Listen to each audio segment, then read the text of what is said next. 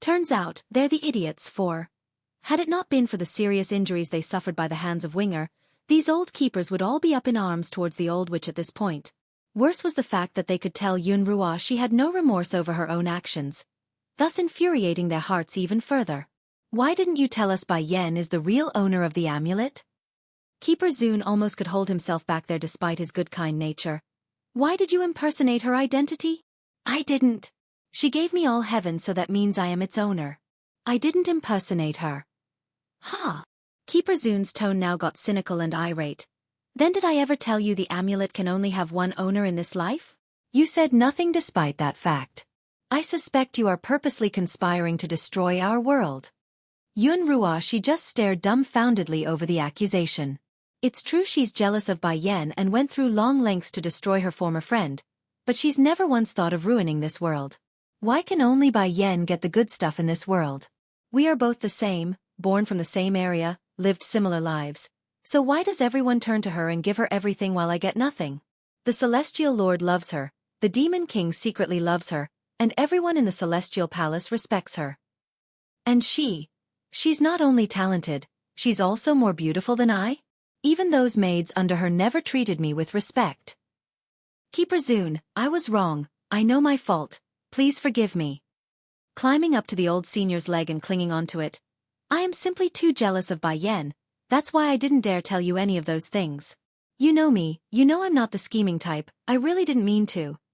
If it was in the past then the kind keeper would surely believe her lies, but the little tidbit about her not being the scheming type only infuriating him even further. Seeing her false plea having no effect on Zun, the old witch instead turns to Keeper Ling as her last resort. Please Keeper Ling, you always doted me the most, you wouldn't really hurt me would you? Scram! Returning from his initial painful look, the grumpy keeper directly kicks the woman away so that she wouldn't touch him. Love and pain always go hand in hand. The more the love the more the pain. He's fond of Yunruo she that's true, but that's only under the premise of her being the savior.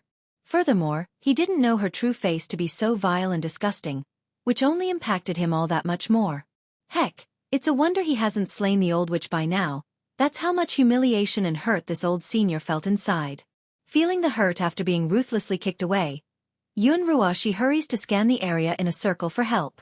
However, what she found wasn't the familiar eyes of those who cared for her, rather it's the strange glares of anger and disgust. In that instant, the woman only felt humor and mockery as she cried out those tears. So all they ever cared about is my status as the savior, the owner of the amulet? They never once cared about me as a person? So that's 1,000 years worth of time with them is worth nothing. I see how it is now. Ha ha, she murmurs a laugh like she's finally resigned to her own fate. Turning to Bai Yen who's still inside that pillar of light, the old witch burns with jealousy once again. Bai Yen, you really shouldn't have come back, you never should have. But don't think you've won everything. Take a good look around. Look at these people from the Celestial Palace and their faces. They are the ones who murdered you 1,000 years ago and now demands your help. Going back? 1. After saying this, Yun Roshi's eyes shifts back to Keeper Ling and the others, her laugh sardonic and cynical as well. Whether or not I have deliberately misguided you bunch before isn't the issue anymore, it won't change the fact that it was you all who hurt her. Don't forget, it's Keeper Ling over here who killed her and ruined the baby in her stomach. You still think she's going to help the Celestial Palace? How laughable. Ha ha ha. Rage spewed out of Keeper Ling's eyes at being called out. You shut up. Unfazed, the old witch merely closes her eyes in anticipation for what's to come. She's fearfully frightened inside, but no matter what, she's not going to let them see that of course out of grudging smite she knows. This time, she had lost everything. Status, pampering. And him. Bai Yen. Looking embarrassed, Keeper Zun speaks first after resolving the struggle in his heart. Before we allow us to sincerely apologize for what we've done. Indeed, we did a lot of wrong things under Yun Ruashi's deceit, but even so, I hope you can return to the Celestial Palace with us. His eyes are full of guilt because as long as the thought of Yun Ruashi tricking them into doing all those things continue to hover in his head, he would gnash his teeth in frustration. Bai Yen did not respond though. She's silently staring at the glowing amulet in her hands like she's hypnotized into a different world. Keeper Zun only got more embarrassed as he got ignored. Wanting to do something, the old senior forces himself up from the ground to walk closer to the woman despite the pain. Yet right as he did so, A small body of a child gets in his way to block the path. You're not allowed to come near my mother. My mother hates you and I want to kill you. In the previous life I wasn't born yet, so that allowed you villains to hurt my mother, but no more. I am here now and won't let anyone make a move against her. There's extreme wariness in the little guy's face when glaring at Keeper Zune, which only reinforced the idea of how much wrong these supposed men of righteousness have committed over the years. And sure enough, of the many individuals who came today from the Celestial Palace, not one could keep a straight face that indicated they were free of guilt. For example, Keeper Ling had always been the most arrogant and stubborn of the bunch due to his grumpy nature. However, not even his thick skin could keep himself from flushing red due to shame. He's got an attitude, that true, but he's not an evil, vile individual who did everything out of selfish desire. He really did want to save the celestial realm. It's one of the main motivations for his past crimes. Bai Yan, the grumpy keeper slowly steps forward like his peer, those eyes gaunt with pain and guilt. I know what I've done. What we've done can never be redeemed. I ask for nothing for ourselves, but for the world that we live in. In order to combat the great calamity that's to come, we need your help. If it's our lives that you want for that help, then we will offer our heads as the price. Compared to the long-term survival of all living things, they as the protectors must take responsibility. It's their duty and their consciousness speaking. Going back? 2. Unfortunately for these pleading fools, the answer was once again utter silence. Since the moment Bai Yan fell into her trance-like state, the lady has not once responded to anything or anyone. She's fully enveloped in her own inner world of blurry images. Then suddenly, something occurred with a pillar of light shrouding the lady. It fluctuated, giving no obvious sign of what happened in that moment. However, the woman herself felt it from the inside. Bai Yan's been wandering aimlessly for a while now inside a strange void due to all heaven's effect, but her aimless wandering didn't last long when a huge towering structure suddenly appeared in front. She halted, baffled and surprised by the familiarity of the building. It's a skyscraper. There are also people, from what she observed, mostly men and women, chatting with a smile on their faces as they carried out their business. However, what caught Bai Yan's attention were the clothes they wore. Each and every one of them had the same type of clothing people on Earth wore. This is Earth. Realization dawned on the lady, knowing full well what the image represented. Does all heaven want me to return to Earth? Right as Bai Yan's brain became stalled by her own thoughts, a faint yet distant voice echoed over, wooing her to move forward and that there's something she must retrieve from the other side. Why Earth? I'm originally from the celestial realm, so what could possibly be over on that side worthy of retrieving? Can it be I only got reincarnated on Earth the previous time because all heaven sent me over there? Just as she's pondering on what to do and the consequences of leaving so abruptly, a warm light pounced over without indication, shrouding her and melting that fading figure. Demon City, outside the city gate. Bai Xiaochen had just swung his head around to check up on his mother when he saw the mildly transparent body of Bai Yan's figure. Immediately, the boy's face went bleakly white with shock. Without another thought, the young lad threw himself over to his mother's leg to cling onto it, refusing to let go like he's afraid doing so would wind up with him being abandoned. Yener Xiaochen. Bai Ning also saw this scene and flew into a horrific shock. She also wants to enter the light to be not left behind, however, the resistant pushed her back and causes the grandmother to stumble backwards. Grandma, Bai Xiaochen speaks to comfort his grandmother. I think all heaven is sending me and mother to another place. We might not be able to return for a while. Please take care of my siblings while we're not around. No.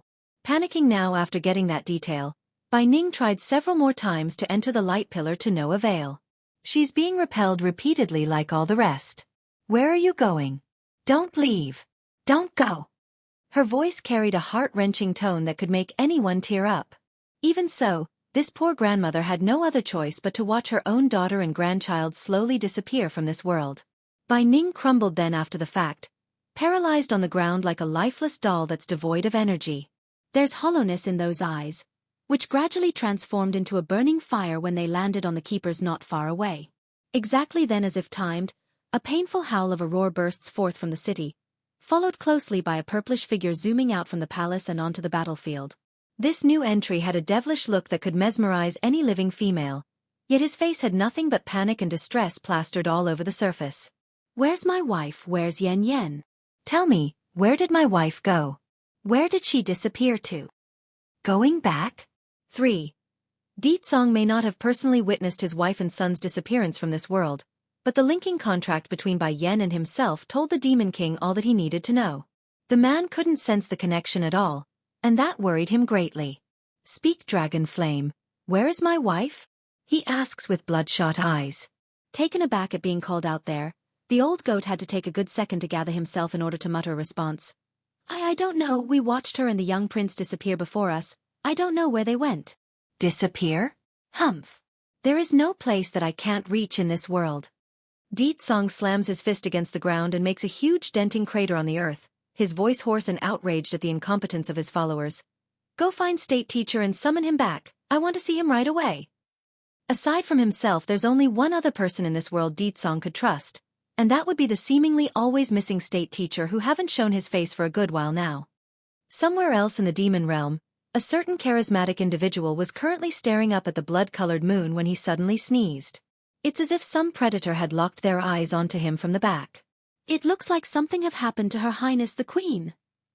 He sniffles his nose and returns his gaze over to the pool not far away. There's a naked sleeping girl currently soaking in it. As long as you stay here for 49 days, then the seal in your body will be lifted. It's safe here, so nothing will happen after I leave. When that time comes, we will meet again in the celestial realm. Whisking his sleeve after the thought, State Teacher began walking away through the flower field. His figure moving casually yet incredibly fast that it left after images in his wake. Just then, exactly at this moment, the girl began to stir, flicking that eyelash and furrowing that forehead like she's in pain. That complexion also turned a palish white, showing how bad of a dream she was having. It's the effect of having the seal lifted, thus allowing the floodgate of past memories to come swimming back to herself. Like how her older brother fell in love at first glance with a woman from the celestial realm, then of how she supported him and suggested all those dumb ideas of wooing said woman. Of course, all those bad ideas turned out poorly and resulted in her said brother being shooed out the door by a broom. It both shamed the family and the entire demon realm. Then later on, the unexpected occurred and the woman got persecuted by the celestial realm, letting her older brother finally winning the lady's heart after saving her life. Because of that affection, a new life was formed and a baby would soon be upon them. Di Xiaowan could still vividly remember her reaction to the news of a possible nephew or niece then. She tagged along with her sister-in-law everywhere, not wanting anything bad to happen. Sadly, in the end she failed and the unborn child was lost as well as her sister-in-law. So my past is like that. Older brother and sister-in-law had long known each other, and it's only in this life that they can be together. Celestial realm, it's all because of the celestial realm that everything happened in the past. They persecuted her and forced the family apart. Shooting her eyes open, there's anger and hatred filling the beautiful girl's face. 49 days? Fine. I'll stay here for 49 days. Afterwards I will definitely go to that celestial realm and find those bastards. I don't care who will stop me. Nothing will in my way. Earth 1. Atop a towering snow peak without a hint of civilization, pristine and white due to the shimmering cold substance which blanketed this ground, Bai Yan slowly comes to after being thrust into the light. She rubs her forehead, feeling the stinging pain of crossing over time and space. The lady had no illusion about what she experienced there. The uncomfortable sensation that's throbbing in the forehead told her all that it needed to confirm the fact. However, what did catch the lady by surprise was the familiarity of the place she's landed herself in. Is this the Merry Snow Mountain? According to her old memories of living back on Earth, this Merry Snow Mountain was the exact place where she attempted that feat of concocting a 9th-grade Dan pill, and also the very place where she got struck down by the lightning bolt due to her own carelessness and rash act. I'm back. Hurrying to glance down to her own clothes to confirm this wasn't all just a huge ruse by her own head. Perhaps the other world was all just a dream maybe? Anyways, Bai Yan saw the familiar red dress she wore before coming. For that, she's relieved. Looks like my original body did get destroyed by the thunder back then, so this time my body is the new one from the other world. But where's my son? Where's Xiaoqin? Searching the nearby vicinity, the mother couldn't find any traces of the boy. That could only mean one thing. The lad got transferred to another location other than the mountain here. I will need to get off this peak and look for him. I'm sure he's worried with me not around him. In this region where Bai Yan lived in her previous life, there are 4 small hidden clans that wielded a lot of influence. The Bai clan was among the ranks before she died. It's also where her mother hailed from.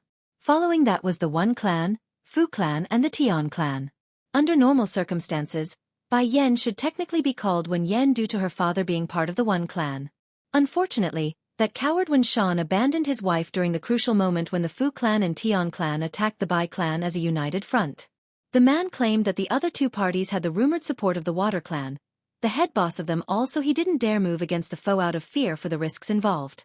In the end, the Bai clan fell into ruins and Bai Yan's mother and grandparents from that side of the family all died in that day. Since then, she changed her surname and left home of her own accord, never to return. All heaven, is it you affecting me by restricting my powers? Just now, the lady finally noticed the limit on her own powers after trying to tap into it. It's still there, but there's no way to control it. Presumably the act of her amulet. It's understandable in a way. Bai Yan could relate to why. After all, Earth was a world without much spiritual energy in the air. Imagine a celestial-ranked cultivator descending upon this world. It would cause catastrophic damage to the ecosystem. The only issue she had with this arrangement was that all heaven didn't even ask and instilled the restriction of its own accord. Fine, but we're going to have some serious talks about this is all over. You don't go making decisions for me without my consent. She murmurs, staring down at the amulet in her hand and making a sharp warning face. As if frightened by that look, all heaven actively vibrated like it's making an apology. It's an object, but that doesn't there's no will inside this item. Pleased by the reaction, Bai Yan smirks in a half-satisfied and half-grumpy manner before breaking out into a frown. She still needs to get off this mountain. With her powers limited, flying would be troublesome but no difficult. Yan. Perhaps it's the amulet's way of making up for the trouble. All heaven suddenly releases a series of light that shrouded over Bai Yan's body yet again. It sent her flying into the air despite not trying, allowing the lady to float through the sky at will without expending any energy. Since the Bai clan got destroyed many years ago by two of the oppositions, the opening position was eventually replaced by the Lin clan, who moved up thanks to that event. Therefore, the balance of power within the Wuxia world remains intact.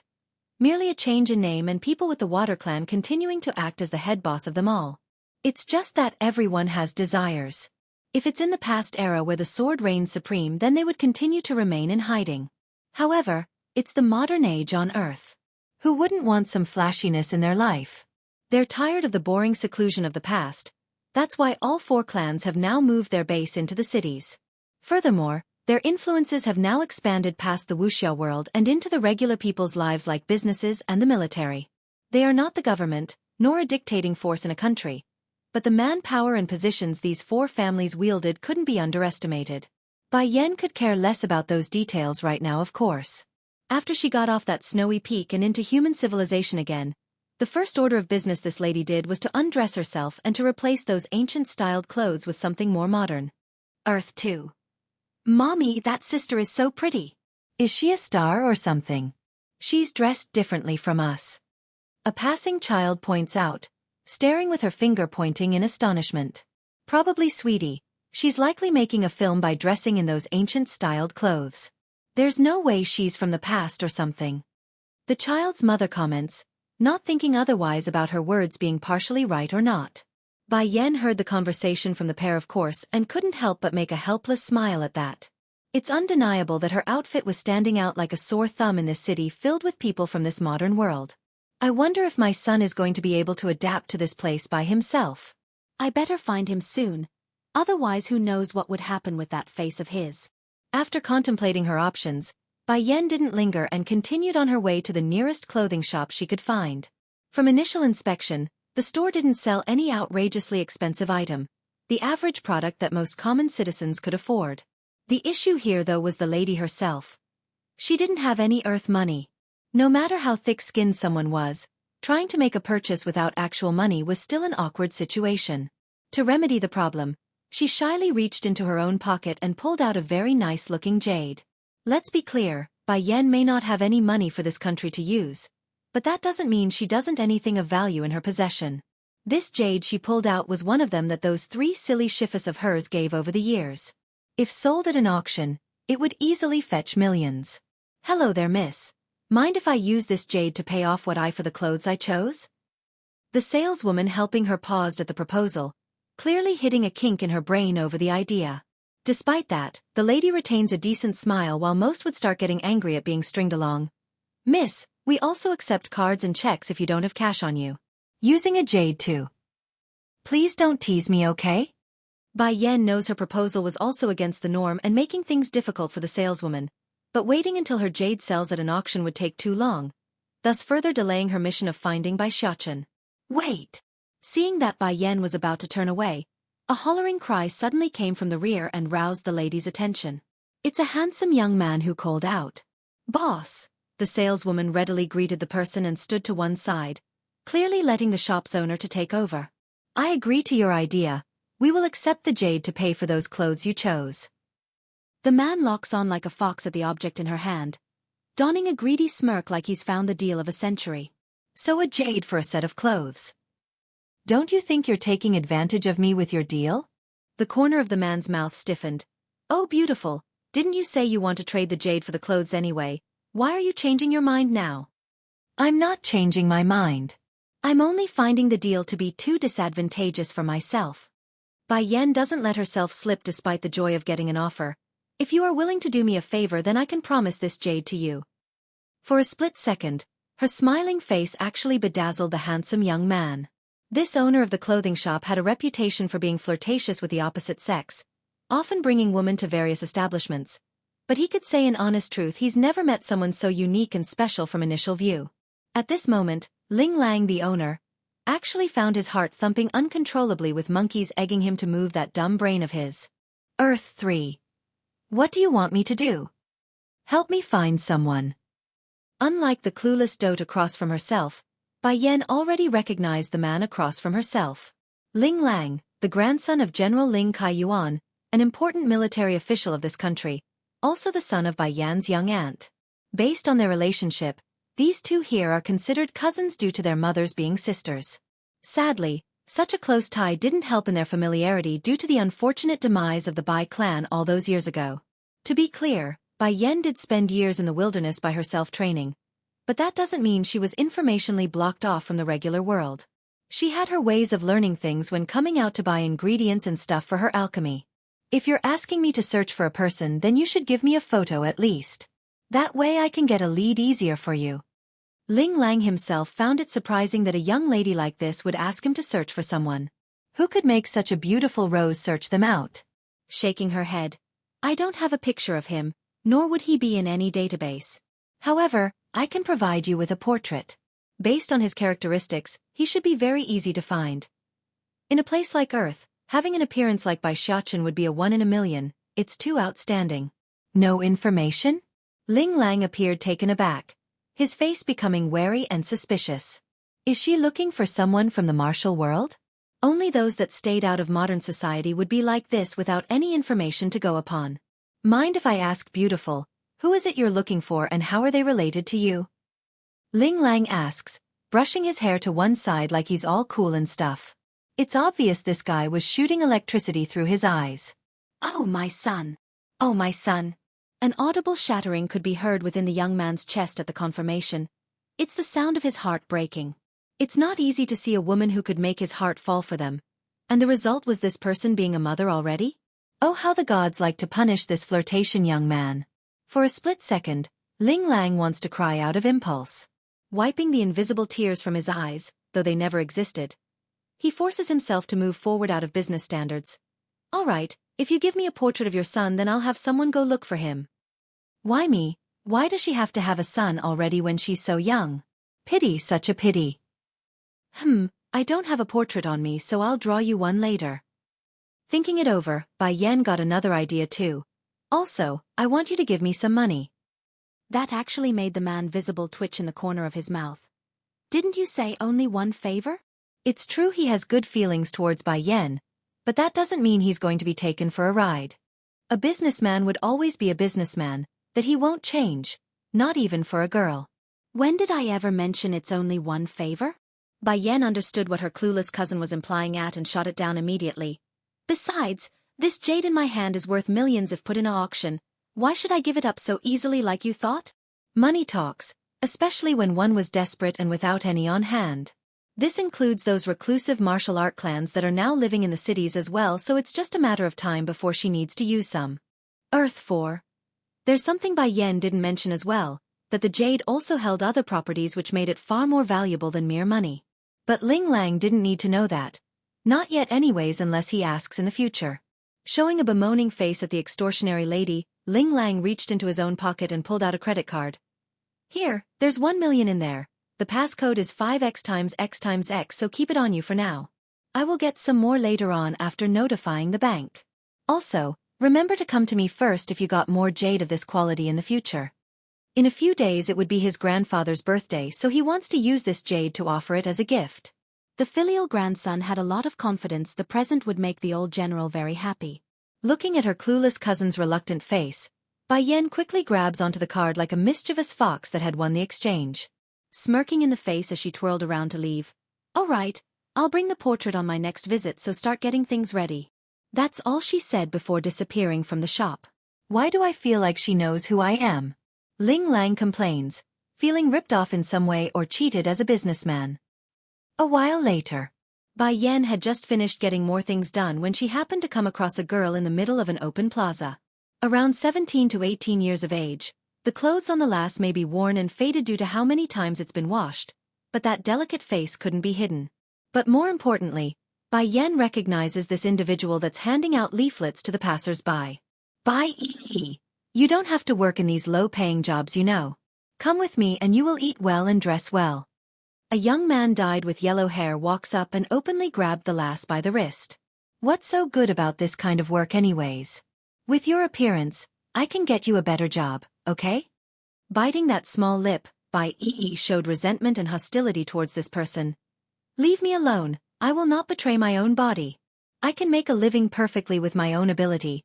Why should I sell my own body out? You're asking for it, Bai Yi. The yellow-haired thug grew irate and attempts to drag her away by using force. There are of course onlookers nearby in this busy street. They could see the struggle between the pair. However, right as one of the pedestrians wanted to help and break up the scuffle, the most unexpected thing happened. What are you looking at? She's my wife. She ran away with another man and left our baby at home. Now I'm taking her back. You're talking nonsense. Bai Yi cried, trying even harder to free her own wrist now. I am not your wife, so let go of me. Someone please help me. She starts whimpering, tears muddling her own words. Quit making a scene, wife, the yellow-haired thug softens up in the voice to hide his inner grin. I know you are unhappy with me not giving you more. I can also forgive you for cheating on me, but just come home with me. Our baby is waiting and is crying for you. That brought even more fear and tears to the poor damsel in distress. She had no delusion about what the other side intends to do after he drags her away. By then it won't just be selling out her body, it would be rape and perhaps more. No, I'm not leaving, you let me go, I'm not leaving with you. Despite the growing impatience within the yellow-haired thug, the scum at least had the wits to know he couldn't hit her since there are so many witnesses. Then right as he's going to use more strength to get the deed done, a sudden impact hits him in the chest and sent him flying. Confusion promptly broke out among the crowd, corresponded with the turning of their heads at the source where a strong and dominant woman stood with her leg raised high in a kicking posture still. Earth 5. Who are you? The yellow-haired thug angrily asks, his face still white from the stinging pain in his chest. Bai Yan smiled at the person. You say you are her husband? Then why don't you recognize me when I'm her sister? Everyone became stunned. That's right, if he's really her husband then why doesn't he recognize his wife's own sister? Forget about the crowd. Even Xueqi herself was stunned there.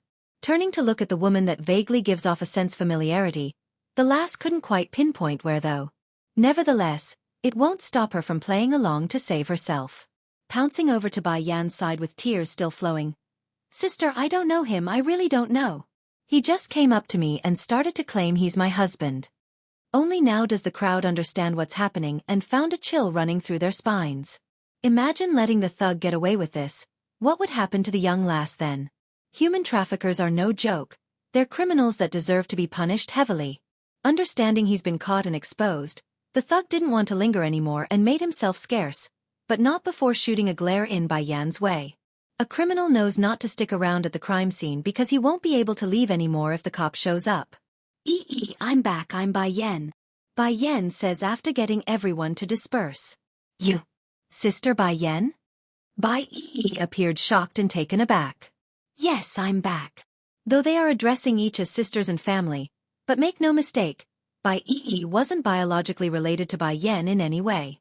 The lass was an orphan adopted by the family, and since she didn't have a last name, the lass was given the Bai surname and became the apprentice of Bai Yan's mother. Back then Bai wanted to follow this older sister of hers for sure. Sadly, perhaps it's immaturity working, but the lass got left behind as well when Bai Yan stubbornly departed on her own. Why are you handing out leaflets on the street? What about the money I left you before I left? The amount should be plenty for you to live a comfortable life even if you splurged. Bai Yan asks after finding the situation odd. Meek and depressed, Bai hangs her head in shame before answering. Sister Bai Yan, shortly after you left, your stepmother and her daughter deluded your father into taking everything back. They said I'm not a daughter of the Bai clan, so I have no right to inherit that wealth. Sister Bai Yan, I'm sorry, I'm so useless and could protect Xueqi's belonging even after she's gone. Bai Yan's heart shook at the news. Slowly closing her eyes, a cold frost filled her soul. Tell me, why is your strength all gone? How did it become like this where even a thug can bully you?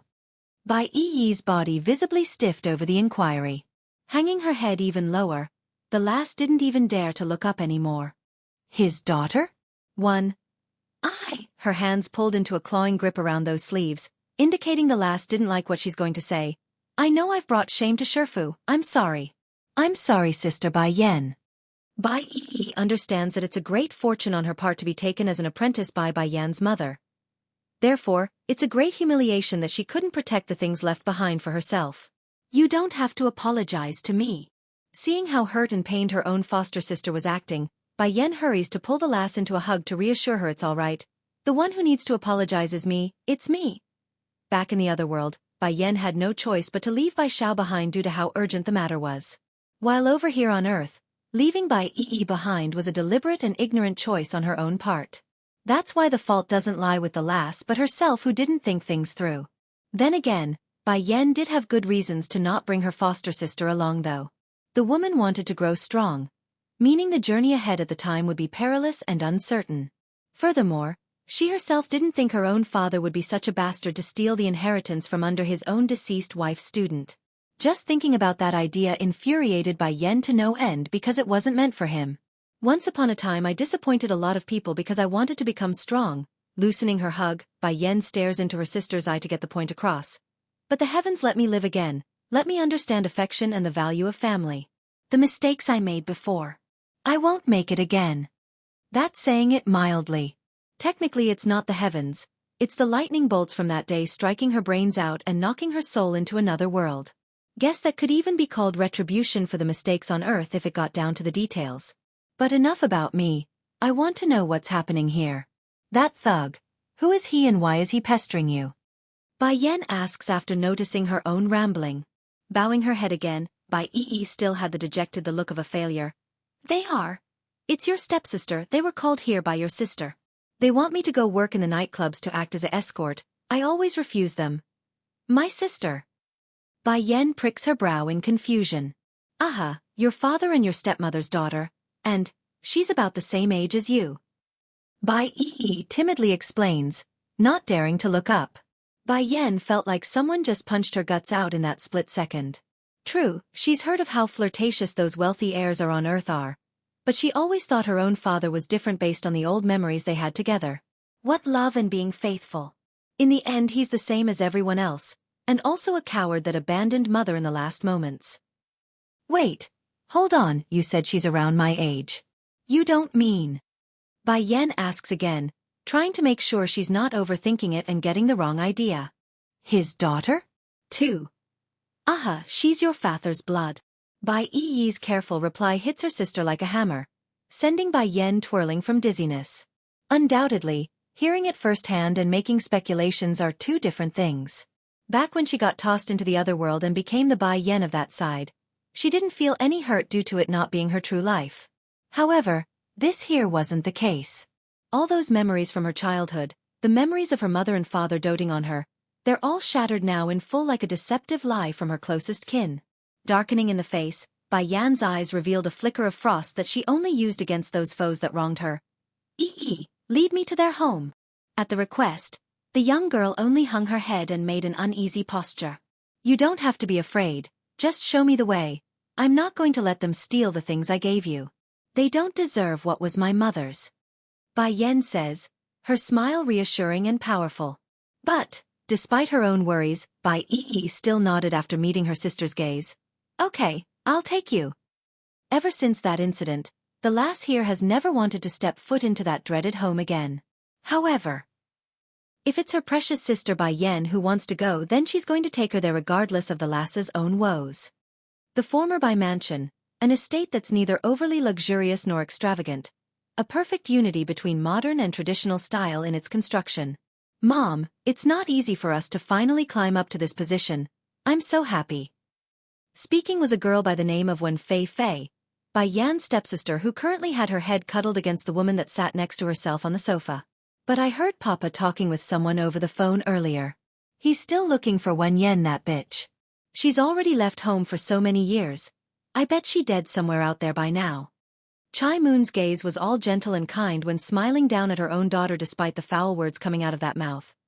Fei Fei, she is still your papa's daughter, so how can he not want to find her? A tiger wouldn't hurt their cub, let alone your papa who is human. He's not the type to abandon their child.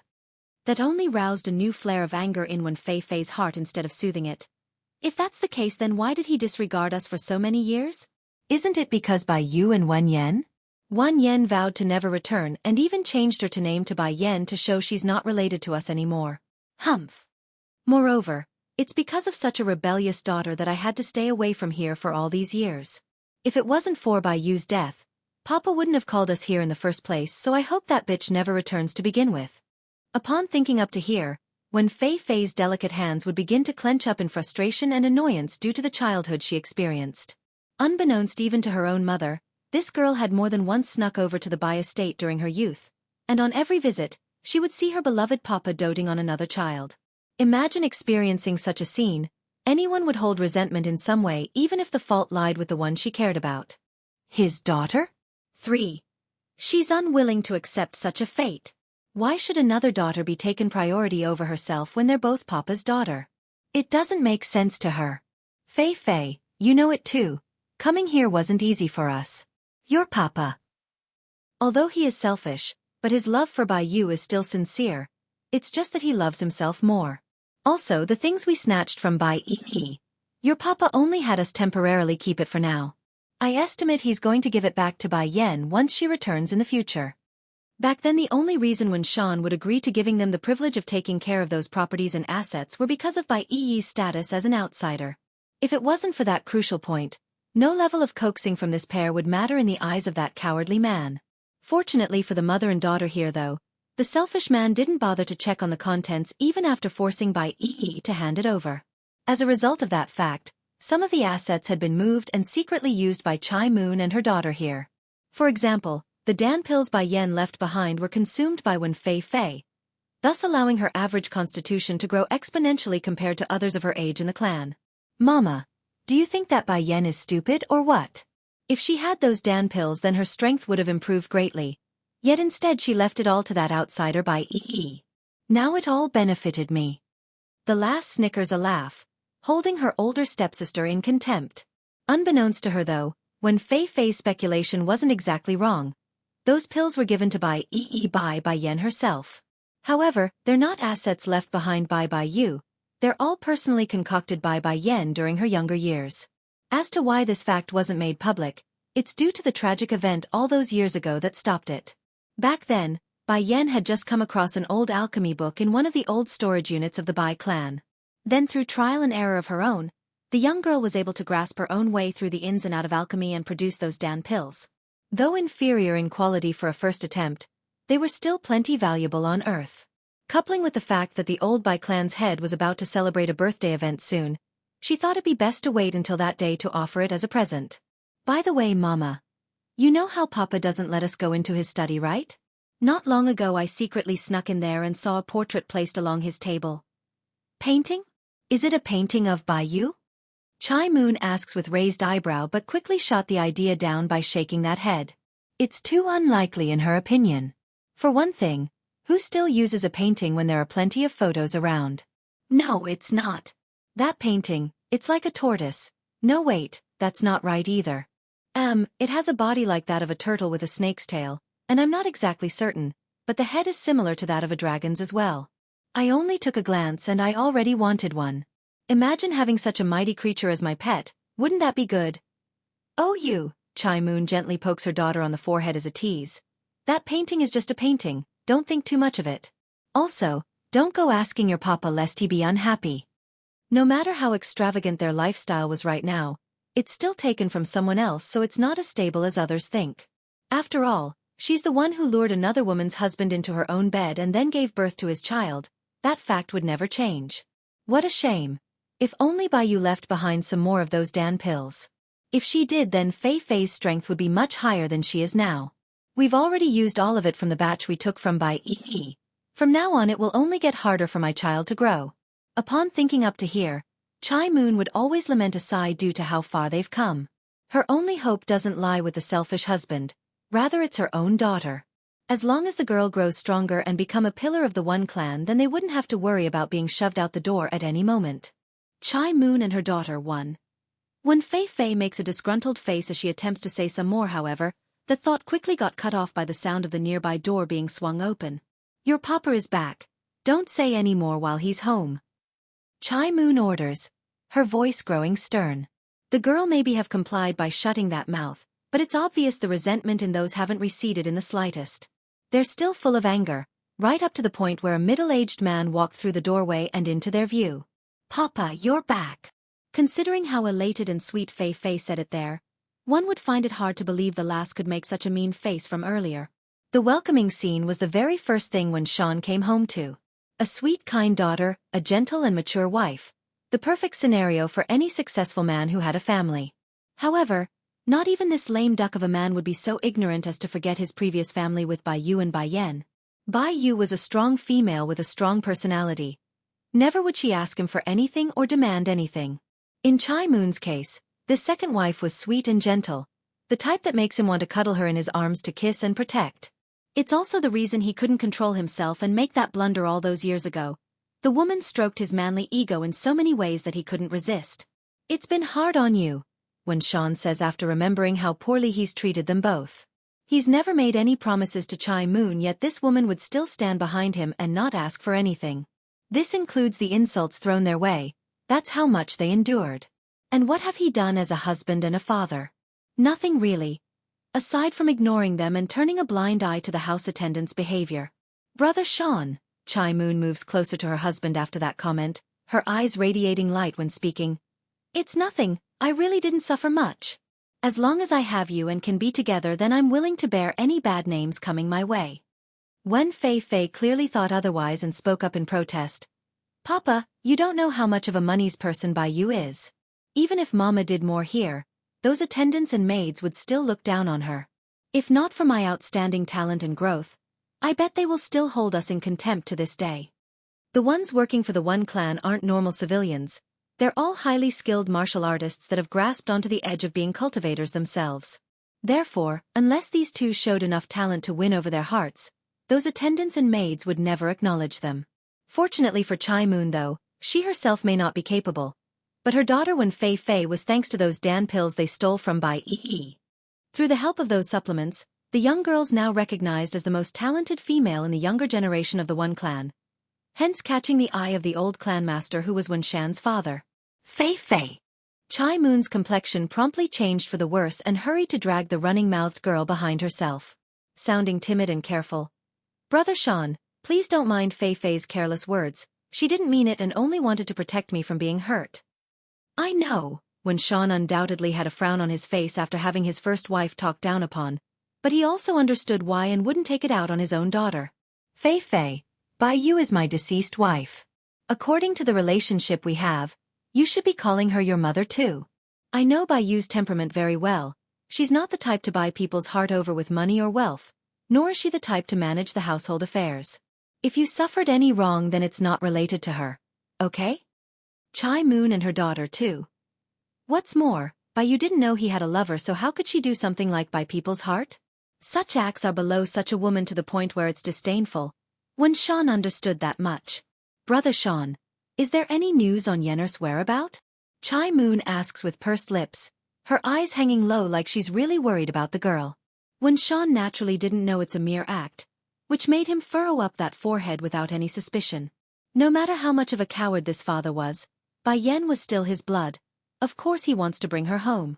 Unfortunately, since that day where the lass walked out on this home all those years ago, no news ever returned. Forget about locating his daughter, he couldn't even get a wisp of information due to how remote Bai Yan's training ground was. I believe Yenner is still too sad, that's why she is refusing to talk to us. But don't worry, Brother Sean, there's never any feud between family. It's been many years since that incident. I'm sure she will eventually come around. I'm just worried whether or not she will accept me once she knows.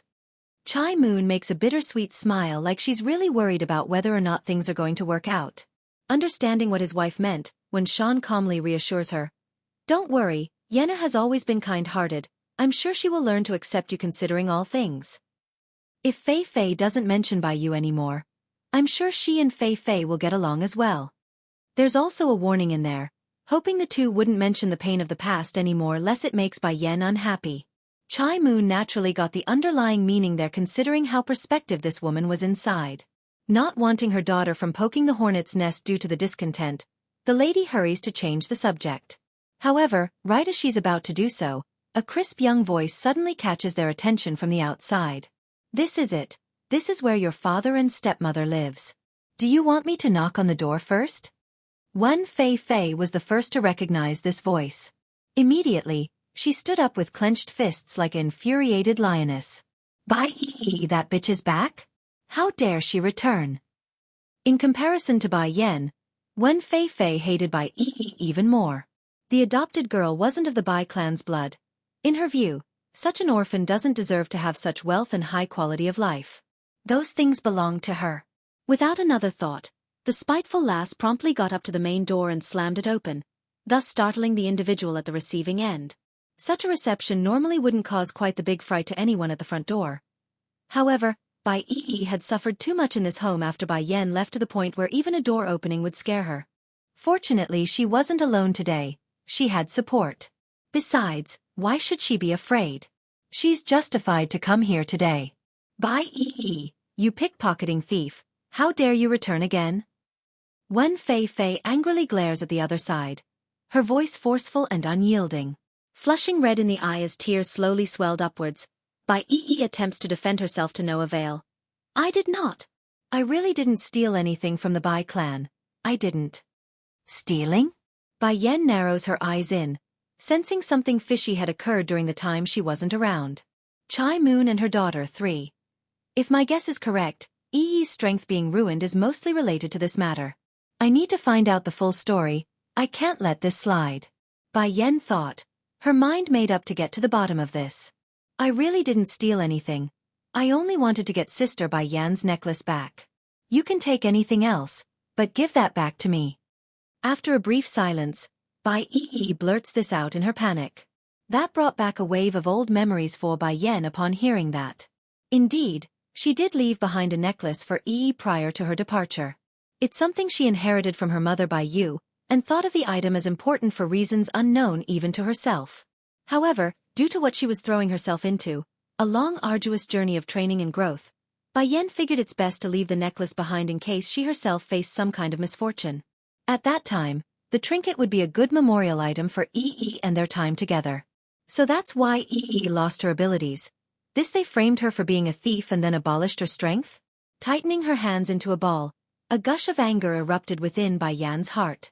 Due to how immersed when Fei Fei was at her verbal attack, the lass didn't realize there's a second person around and continued to sneer in contempt. That is my stepmother's thing, so of course I have to take care of it in my stepsister's place. You are an outsider. How dare you claim to be the owner and try to steal it away? I'll teach you what it means to be a thief today. By then her hand had already been raised and rearing to slap down at the other girl. In the heat of the moment, Bai Yi simply stood there as she flinched at the encroaching slap. She's too nervous and afraid to the point where she's unable to react. Yet the expected pain never came. Opening her eyes, she saw something so unexpected that her mouth dropped in surprise. One Fei had flown back out like a bullet, smashing into the redwood table inside the manor. As a result of this impact, the furniture had shattered into 4 fragments. How? Wen Fei isn't an average person. She's a real martial artist. And I heard her strength have grown tremendously in recent times. How did Sister Bai Yan beat her in a flash? Fei! Chai Moon exclaims in great fright. Hurrying to her daughter's side, this woman frantically helps the girl up as the tears came rolling down after confirming the severity of this fall. Turning to Bai Yan, she protests loudly for all to hear. Miss, aren't you overdoing things? My Fei only said the truth, yet you openly attacked her in such a fashion. This is our family's business, so you have no right to interfere. After saying this, Chai Moon turned to her own husband for support, showering the place with her raining tears to win the man over. Brother Sean, I can tolerate anything you wish of me. I will endure that because I'm your wife. Who told me to fall in love with you first? Loving someone is not wrong. There is no first or last in the matter. But Fei is innocent. She is your own daughter too, so how can you bear to see her being hurt by someone else? Wen Shan's eyes cooled a little colder at the reminder. Turning over to the one responsible. Miss, how do you want to compensate us for hurting my daughter? Bai Yan merely smirked in reply, not saying a word to this stranger in front of herself. After all these years, the once loving and caring father of Earth she knew had long died in those memories of old. The only emotion she has now of this man was anger. A very strange and enlightening anger. Then I like to ask you and Shan, how are you going to compensate us for treating Yi like this? Chai Moon and her daughter for you. Taken aback, when Shan gradually wrinkled up his brows as he stared at the lady across from himself. He's lost in a trance after a resurgence of memories swept over his mind. When Bai Yan left, she was only 12 at most. Coupling in with the fact that her earthly body had perished as well after that lightning bolt, she's undoubtedly somewhat different in appearance. It's understandable that he couldn't recognize her for a time. However, those eyes though, they're the same cold pair of eyes she used on that day where she vowed to never return.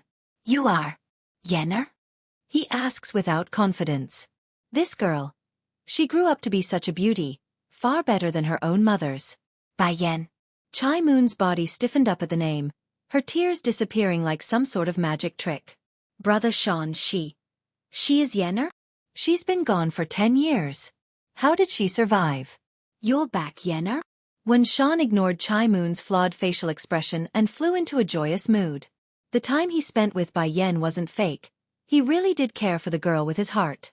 It's just that in comparison with his own life and safety, there's nothing more important. That's right, I'm back. I came back not only to avenge my mother, but also to let this fake man understand how stupid he was back then and the stuff he spouted. But as soon as I came back, I was immediately welcomed with the news of my mother having another daughter. And not only that, she's the same age as me? Why didn't I know I have a twin sister? And why does she look so different compared to me? Bai Yan's sarcastic expression couldn't be missed. Getting stiff over the comment, when Sean awkwardly replies, She's not your mother's daughter. Oh. In that case then she's my stepmother's daughter? Mind telling me who her real father is? No wait, aren't you afraid of my mother coming back to strangle you for raising someone else's daughter and then giving her stuff away to said daughter? Every word coming out of Bai Yan's mouth was stinging, causing the man to wring out in discomfort. How can you talk like that, Yenner? She's Wen Fei, she's mine. She's my biological daughter too. Is that right? Bai Yan presses in with force, her cold demeanor intimidating and unyielding. But I remember my mother died when I was 12, and this girl over there is around my age. Did you go behind my mother's back and cheat on her with that older woman? Yenner. When Shan's face was now getting a little unhappy. Don't speak about her that way. No matter what you think of me, Moon is now your stepmother. Also, she suffered a lot as well and endured a lot of grievances because of my mistake. You returning now is a good thing. We can all be one happy family again. To tell the truth, when Sean did have some opinion about this second daughter of his. Wen Fei was raised outside of the One clan.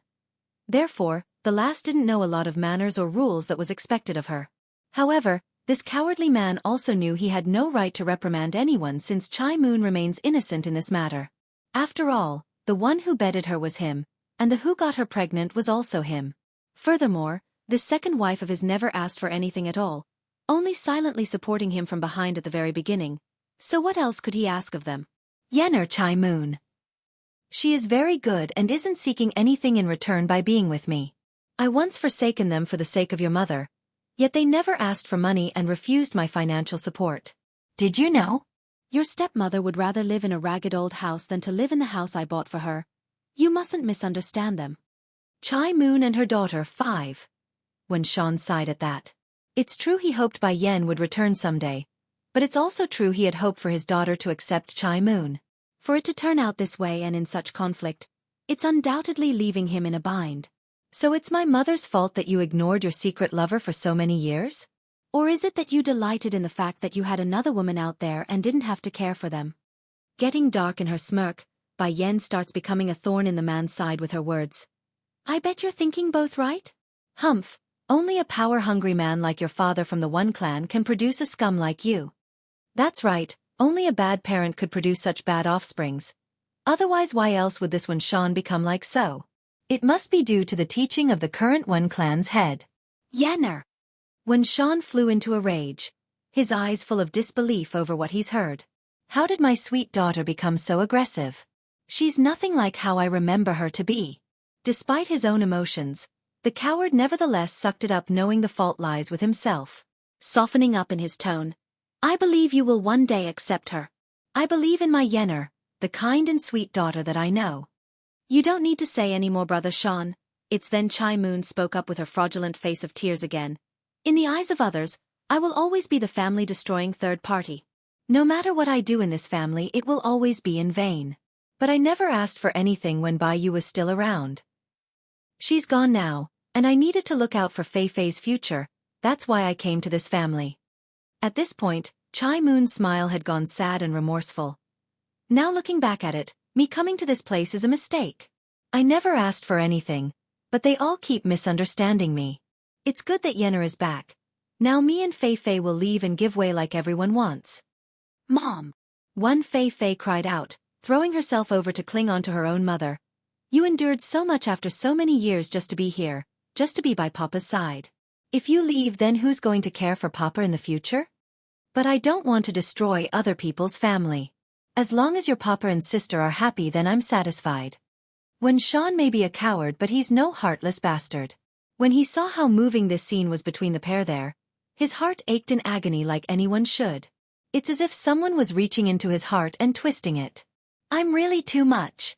What the hell have I been doing all these years? I knew Chai Moon loves me, yet I'm always being neither hot nor cold with her. So what if she's not as good as Bai Yu? She may not have the look or family background, but she loves me. This is enough. Think up to here. Wen Shan's original softened expression once again stirred up. Yener, you shouldn't leave any more now that you are back. Also, you must call Chai Moon your mother from now on. She's been through a lot during these past few years. Do you understand? And your birth mother, she's gone already. When mentioning this fact, the man found it difficult to breathe, like he didn't abandon his own wife in the first place. I want to re-emphasize the point. Chai Moon is not some third party, she is my wife. She will fulfill her motherly duties, so you don't have to worry. Bai Yen couldn't resist a sneer after hearing all that. She never bought their act in the slightest. Rather, it's starting to get amusing because of how similar these two are to the Bai house from the other world. They're both pretentious and likes to act before the public. If you're all done acting, then give me back my mother's stuff. I'm going to give you to the count of 3, so don't waste my time. Yener. Wen Shan's already wrinkled forehead had turned into a deep furrow. He never expected his good and obedient daughter to turn out so rebellious. 1. Bai Yen announces without any readable emotion. What are you doing, Yener? 2. 3. Bai Yen wasted no time to move at the last count. In a flash, she bolts into the manor like a lightning bolt, causing a gush of air in her wake and sending the cowardly man stumbling backwards. Punishment for a thief. 1. You, what are you doing? Chai Moon flew into a great fright as she saw the girl charging towards herself. In the momentary lapse of panic, the woman backpedals against the nearest wall without a second thought. Bai Yan's aura was simply too strong and oppressive, similar to Deetsong's, hence the reason why this mortal human would react so strongly. It's downright suffocating for those unprepared. Speak, where is my stuff? Stammering in the lip, the pretentious lady nervously answers without any forethought. In my room's cupboard. That's all Bai Yan needed to hear. In a flash, she disappears from view and onto the second floor of the manor. This sort of speed amazed Chai Moon and her husband. For one thing, it showed how powerful the lady has become, and secondly, how did she know where the room was? Before long, Bai Yan returns to the main entrance with a box in hand. Sister Bai Yan. Bai Yi grew elated at the sight of the familiar object. Did you find everything? Despite what she's holding, Bai Yan did seem all that happy based on how quiet she remained. Indeed, the box in her hand was the very same box she gave Yi before leaving, but the weight didn't add up. It's much lighter than she remembered. When Sean saw what's going on, of course, he could tell the box was exactly the stuff left behind by his deceased wife, but what could he say? After all, the inheritance does belong to Bai Yan, which was the excuse he used to forcefully take it off Yi's hand. Yenner, Papa here know you're angry, but I want to remind you only me and Chai Moon is your family. No matter what, Bai Yi is only an outsider. If you put too much faith in her, then you're bound to pay the price later. Those words came down like a waterfall across Yi's heart. It dampened her elated heart and even hurt it, which could be noticed by how her hands had grasped onto those sleeves in a pained manner. He's not wrong, I'm just an outsider like he says. An outsider adopted by Sherfu while no one else wanted me. My family, eh? When did you get to dictate who my loved ones are? Bai Yan didn't want to play along anymore and openly sneered in contempt at her former father. On this earth, there is only one family I have, and that is Yi here. Forget this, Chai Moon. I don't even consider you related to me. None of you are important to me. Unbeknownst to the group here, there's something else she didn't say outwardly. It's true in her previous life when Sean was her biological father. There's no question about that. However, she's no longer of this world anymore. She died several years ago already. That means the only blood-related relative she had left in this world was the ones from the other side, and by Yi, whom she considered her own sister due to the bond they shared. Wen Yan. When Sean was finally outraged by Yan's attitude to the point he stopped calling her daughter. There's fire burning in those eyes now. It's been 10 years, even if have any grievances it should be extinguished by now. I know what you are thinking, but if I had gone out that day to save your mother, then the one clan might have been destroyed as well. It's not like you don't know who is backing the other two clans. Bai Yan didn't answer, only darkening in her expression as she went through the contents of the box. Regardless of how big of a backing those two clans had, they will be destroyed now that I'm back. But before then, I will drag out the force behind them and crush that power first. I will make sure they all pay dearly for what they've done. My mother left me a set of jewelries. There's a piece missing. The emerald jade is supposed to be worth millions and a dowry for when I marry. Of course, these are all material things, so I can settle it at a later date. Upon saying this, after ignoring the cowardly man's gaze, Bai Yan instead turns to Chai Moon, who appeared visibly guilty. I want to know what happened to the Dan pills I left behind? Where is the pills I left for Yi? Punishment for a thief, too. What are you talking about? Chai Moon's body shuddered at the accusation. She's very much afraid and tries to hide it with that forced smile. I really don't understand what you mean. What pill? I don't know. Not buying it at all, Bai Yan snickers a laugh in retort. Those Dan pills were refined by me, so don't try to play me. I originally wanted to give it to my grandfather as a surprise birthday gift back then, but that didn't happen because of what transpired with the Bai clan. I worried for Yi's well-being, so I left it all to her after I left. Alchemic Dan pills are good stuff all around, but if one's too greedy and consumes too much at once, then the effects would undoubtedly come back to bite one in the ass by making them have an unstable foundation. This important bit was obviously related to Bai Yi prior to Bai Yan's departure back then. Therefore she's not worried about her foster sister consuming all the pills at once. Furthermore, she could clearly tell how unstable when Fei Fei's strength was in her earlier attack, thus reaffirming her suspicion. Brother Sean. Chai Moon didn't confront the girl and instead turns to her own husband for help using that tearful face. I only wanted to do what's right as Yenner's stepmother by keeping her things safe. I didn't think I would be taken as a thief. The woman's act was truly award-winning. As she cried to play her role, Chai Moon actually evolved into a sad sobbing laugh like someone that's spelling their emotions from the heart. If I really wanted to connive after riches, then I would have taken your money back then. Why did I not take a cent? I would rather raise Fei Fei on my own than to take others' money. You have to believe me, Brother Sean. I've been with you for so long. How could I have kept something so valuable hidden from your eyes? I know Yenner blames me for being with you. I know it, and I'm willing to leave if she wishes of me, but I can't accept being called a thief after trying so hard to do the right thing. After spouting all that, Chai Moon immediately began to head towards the doorway to leave with her daughter in tow. Her pace was firm and unquestionable based on how decisive they were. As a result of this picture, Wen Shan the coward promptly got all guilt in the face for being so indecisive. Wait, Mooner, the ones who need to go isn't you or our daughter. Cold in his voice, the man speaks with a stern voice like he's made up his mind. Halting in her steps right after the sentence, Chai Moon swings around like a hopeful woman waiting for her man to whisk herself off the ground like a princess being taken by a prince. Yenner, Wen Shan puts on a disappointed face at his own daughter. I don't know why you are so adamant about accepting them, but I must tell you your stepmother is not what you think. Back in the beginning after I made the mistake, I immediately wanted to make it up to her by offering $2 million as compensation. Yet do you know, she refused the money? What's more, how could I not be aware of your ability in alchemy back then? I would have surely known if that's the case, but I didn't. Even if you want to frame her, you should at the very least find a better excuse. I'm very disappointed in you. Those words were coming straight from the man's heart. He's honestly unable to comprehend why Bai Yan would turn out so vicious in his view compared to the lovely and well-behaved daughter from his memory. Who exactly taught her into this after 10 years away from home? Bai Yan coldly glared back at this coward. You better keep your mouth shut in front of me. Or else. I don't mind removing you. This time she's not kidding. She really would remove him from the picture if he doesn't close that mouth of his. However, the threat only made Wen Shan even more furious. Wen Yan, I'm your father. How dare you talk to me like that? Punishment for a thief, 3. First, my name is Bai Yan. Secondly, in my mind, my father is already dead and you are just strangers to me. If you bother me again then I really don't mind removing someone like you from my view. Yeah. Shut up. This time Wen Shan really shuts up for no other reason aside from the immense killing intent coming off of the other girl. He's not mistaken, if he does spout another word, Bai Yan would kill him on the spot without another thought. Her strength.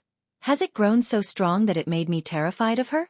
Wen Shan shuddered at the thought and stumbles back a few steps in retreat. When it came to his own life, there's nothing more important. What's more, this lady in front of himself was no longer that delicate young daughter of his anymore from 10 years ago. She's a stone-cold killer that's going to slay anyone that gets in her way. Wen Fei did not notice the strange atmosphere here though between her own father and stepsister. She's too dense and elated to care. She actually said, she wants to kill Papa? Is this Bai Yan stupid? How could she have said something like that? It's the same as cutting off any ties and right to inherit the wealth of this family. From now on there will only be me here who is the miss of the house. However, right as the attention got shifted to herself from her stepsister for unknown reasons, Wen Fei promptly retracted that eager joy in those eyes to make a face of anger in retaliation. Bai Yan, you are too outrageous and rebellious. He is your papa, yet you're saying you will kill him? A daughter should be filial and piety, listen to every word from their parents. How can you be so unruly? Her tone seems to be looking out for Wen Shan, but it's also a message directed at the coward who didn't speak up. It's to say only she deserves to be the miss of this family. Bai Yan could care less about what the other side thought. Instead she shifts her tone into a mild voice while speaking. Tell me, who is the one that crippled your strength? The foster sister bites that lip in grievance. It's Wen Fei, she broke my dantian core, so I can no longer practice. Breaking a dantian as a mean of punishing thieves? I'm rather of agreement for such means in punishing a thief. That said, Bai Yan now locks onto Wen Fei like a hawk seeing its prey.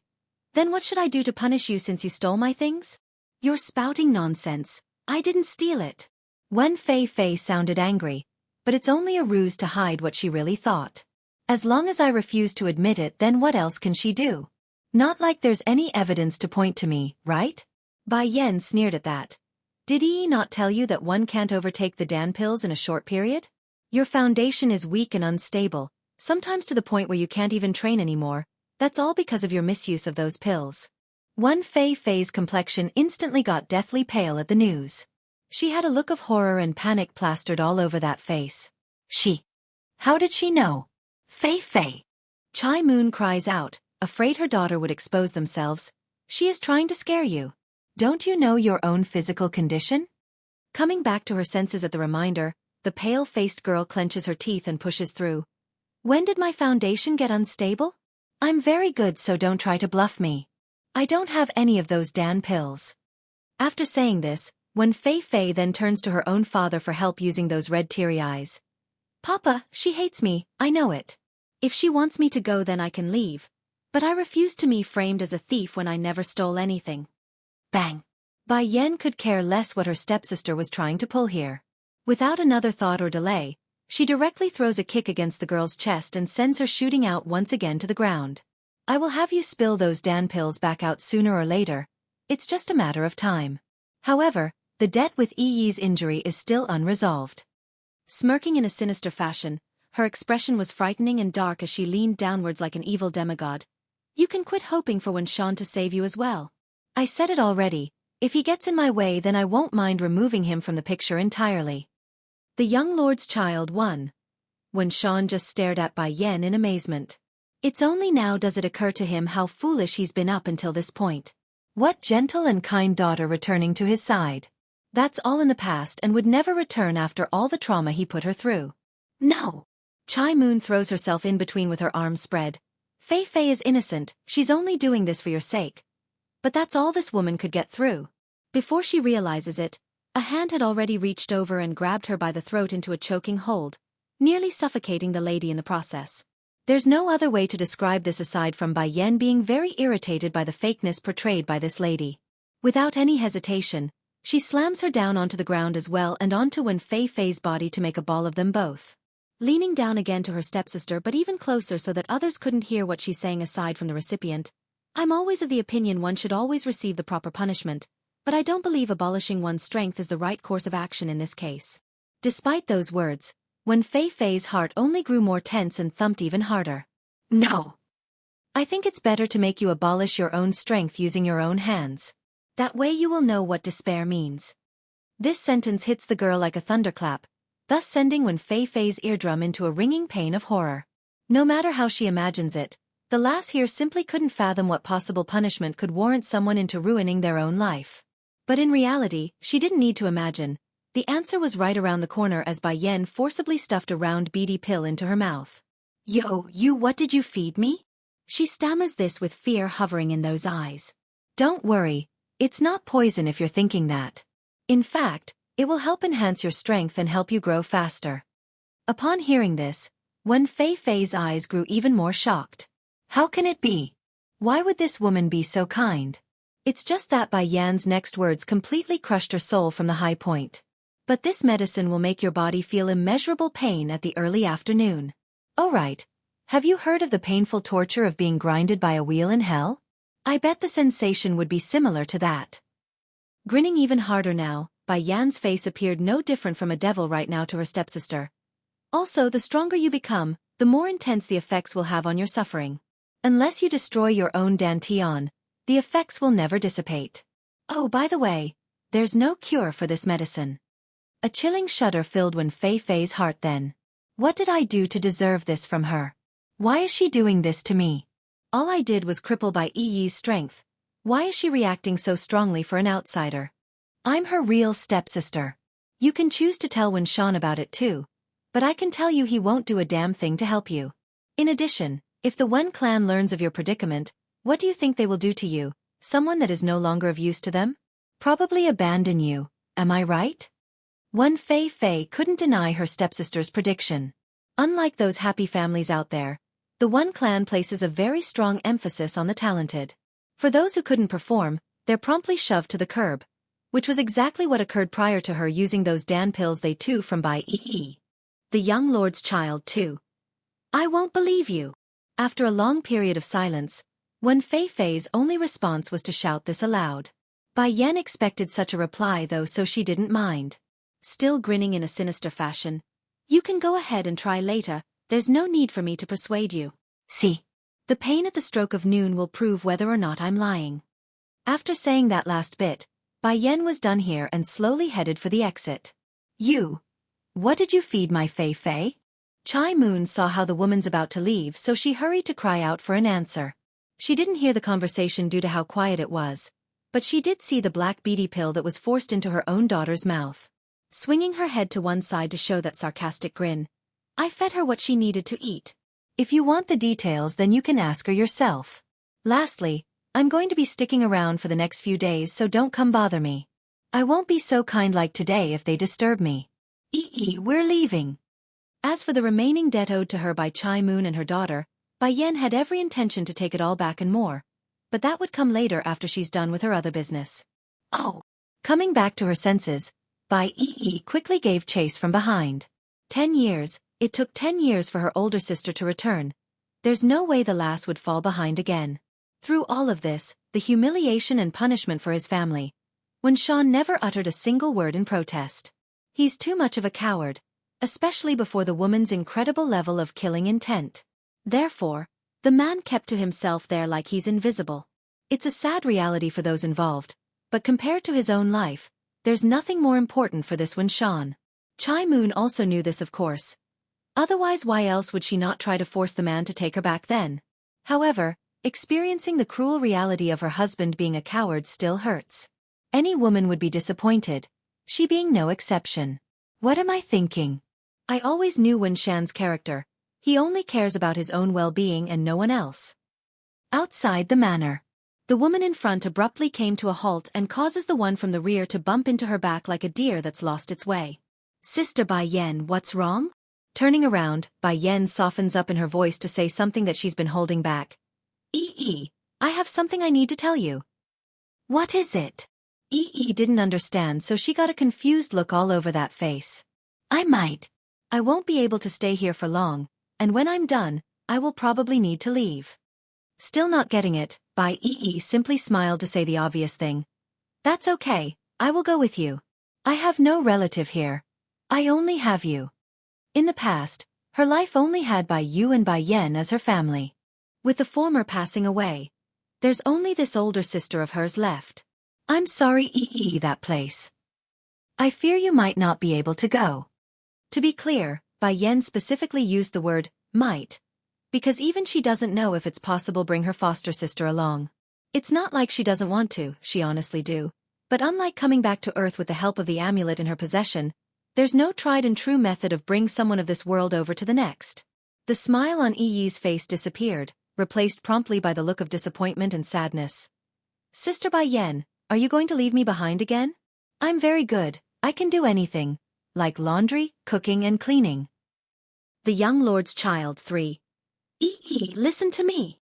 Bai Yen grasps onto her foster sister's shoulder so she would listen. The place I need to go is in another world, it's where I've been all this time. And that place, it's not somewhere one can just travel to at a whim.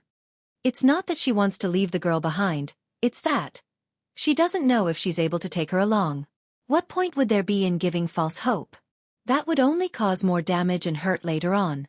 Only then does Bai Yi's happy gaze let up, her lips pursing into a thin line. Then Sister Bai Yen, do you have other relatives over on that side? Bai Yen slowly nods to answer. Yes, a lot over there. That's a relief then. Are they good to you? Though still sad in the face, Bai continues to ask. They all love me, a nod comes again. That's good, I'm relieved then. As if trying to keep herself from crying, Bai puts on the most difficult smile of her life. I was always worried that you would be alone without me. Back when we were young, you didn't know how to care for yourself at all. There were attendants to help back when we were living with Sherfu. But afterwards it was I who did everything afterwards. Like fixing the bed, cooking, cleaning and stuff. Now that I know someone else can look after you, I'm relieved. Bai Yen immediately got all sweaty in the forehead after having all her flaws pointed out. True, her foster sister was smaller than herself, but she's heck a lot more mature in more than one way. I of course want to take you with me if possible. Hurrying to change the subject, the conversation was leading into a hole that she didn't want to head down into. You know, I have a friend over on that side that's the polar opposite of your personality. You know how to do everything, she on the other hand doesn't know how to do anything, constantly making trouble in her wake. A real troublemaker. When mentioning Xueqi again of the Holy Land, the lady's lip would inexplicably form a smile like some happy memories would return. I wonder if that lass is doing well, I haven't seen her for a long while now. But her name is the same as yours though. She's Xueqi and you're Bai Yi. Only a difference in your surname. If I can't take you with me to the other side, then I will make sure you have a good life on Earth. I won't let the same mistake happen again after I leave. This opportunity to return was a good chance to set things right. Not only does Bai Yan intend to find the missing item she needs, she's also going to rid Yi of all her enemies. Bai Yi could see her older sister's happy expression. As a result of this, a sense of sorrow hit her poor heart in a way that it throbbed. If only I could go there together with her.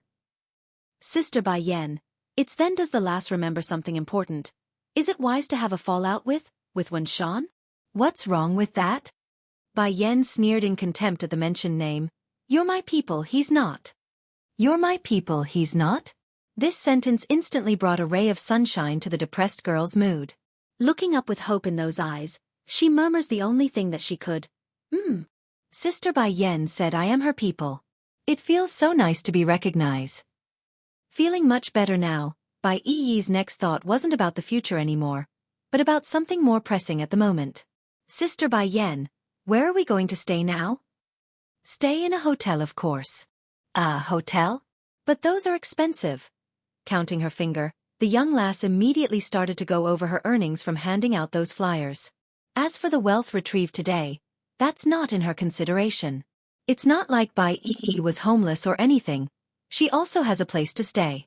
However, there's no way she would let her older sister stay in that basement unit she rented. That's not even within the equation.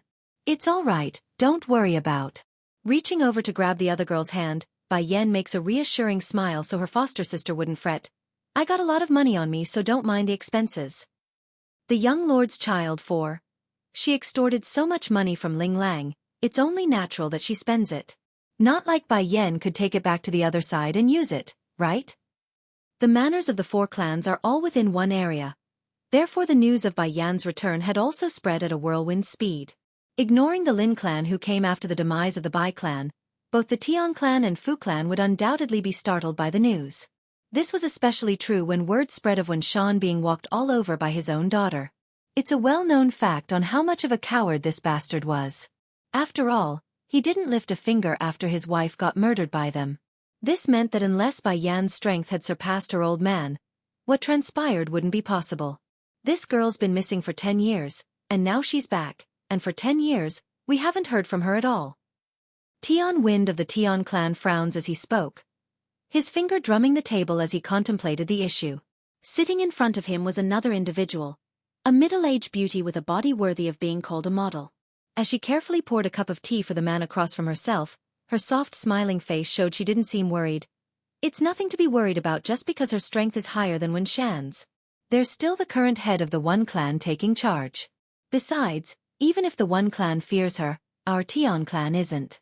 However, squinting her eyes, the beauty curves those lips into a snarling sneer. Nipping the flower in the bud is the smarter option. Her talent is not bad, so we can't let her continue to grow. Bai Yu's apprentice is already a cripple, so that's not a threat. As for Ling Kaiyuan's daughter-in-law, Bai Yan's aunt, it's nothing to fret either. That old general may be a founding member of the nation, but he's not going to mobilize the military just for one clan. That's unreasonable and unrealistic. Others in the government will definitely stop him before then. There's actually good reasoning behind this lady's logic. Unlike in the other world where one's personal power reigns supreme, on Earth it's about a country's strength. What does it matter if a family clan had a lot of influence and abilities? A few missile rockets and a nuke would do the trick right then and there. They're martial arts cultivators, not celestial or demonic cultivators like Bai Yan has become. There's a big difference between a mortal and an immortal. You snowing, Tian Wind warmly reaches out to take hold of the woman's hand. Your older brother. Doesn't he have that person's trust? Do you think we can find a way to get our daughter closer to the young lord? Snowing's expression promptly changed for the worse at the mention. I don't know. Since a few years ago where the young lord fell ill, he's had a major change in temperament. Besides, I've heard the young lord now has a child he made with an unknown woman from the outside. The idea won't turn out well. The four family clans are all subservient to the Water clan, all for the one very single reason. There's a special existence inside that house. Unlike the other inferior clans that could come and go with time, the Water clan has been around for hundreds of years. each generation producing countless talents in its wake. However, that's not enough to secure their position as the head. Rather, it's because there's a sacred beast under their control. The creature's able to control the water, thus making them the de facto ruler of the martial world. Imagine having a tsunami hit you from out of the blue, or a raging hurricane that wouldn't recede.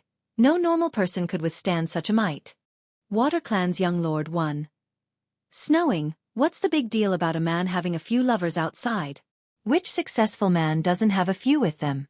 Moreover, the young lord is not married and only has a son. That means the child's birth mother isn't fit to take center stage. The woman couldn't refute the idea, tempted her swaying heart as well. Speaking in a hesitant tone, let's ask our daughter's opinion first. She hasn't even married yet and is now going to be someone's stepmother. I just find the idea difficult to accept. No matter how much she liked the thought of being the mother-in-law of the most powerful man in the Water Clan, she's still a mother. As a mother, she undoubtedly wants the best for her own daughter. Tian Wen didn't say it aloud, but his thoughts weren't the same as his own wife, who showed what she was thinking along the face. Snowing is thinking too much. Being the wife of the young lord? That's not possible. Perhaps a lover for him is more likely. After their conversation, Snowing soon left the tea room and arrived at her own daughter Tian Fragrance's room. Her hand hesitated when attempting to make a knock, but the hesitation couldn't hold out against the temptation still. A moment later, the door swung open and out came a girl with dreary eyes wearing a cartoon t-shirt. "Mom, do you need something? Why are you coming so late?" For this only daughter of hers, Snowing's attitude only had warmth and kindness. "Fragrance, I came because I have something I want to discuss with you. Let me inside first."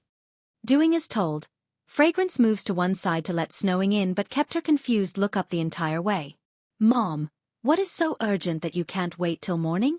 Sit down first," patting the chair so her daughter would sit with her. "You know your uncle is the steward of the Water Clan, don't you? What if I say me and your papa can help you get close to the young lord?"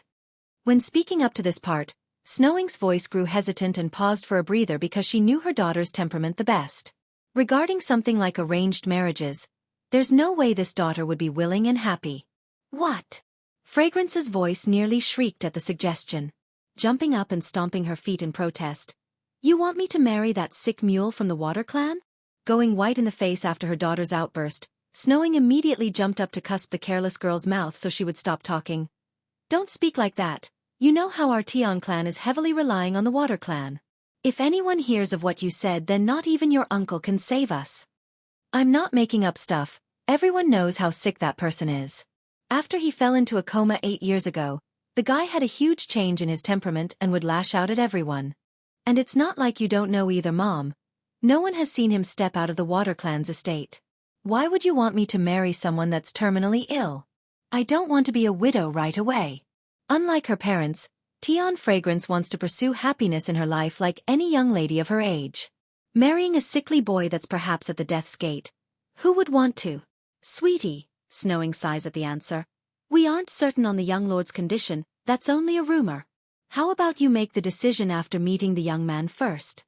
Truth was, despite her older brother being the steward of the Water Clan, no one really knows the real health of the young lord mentioned here.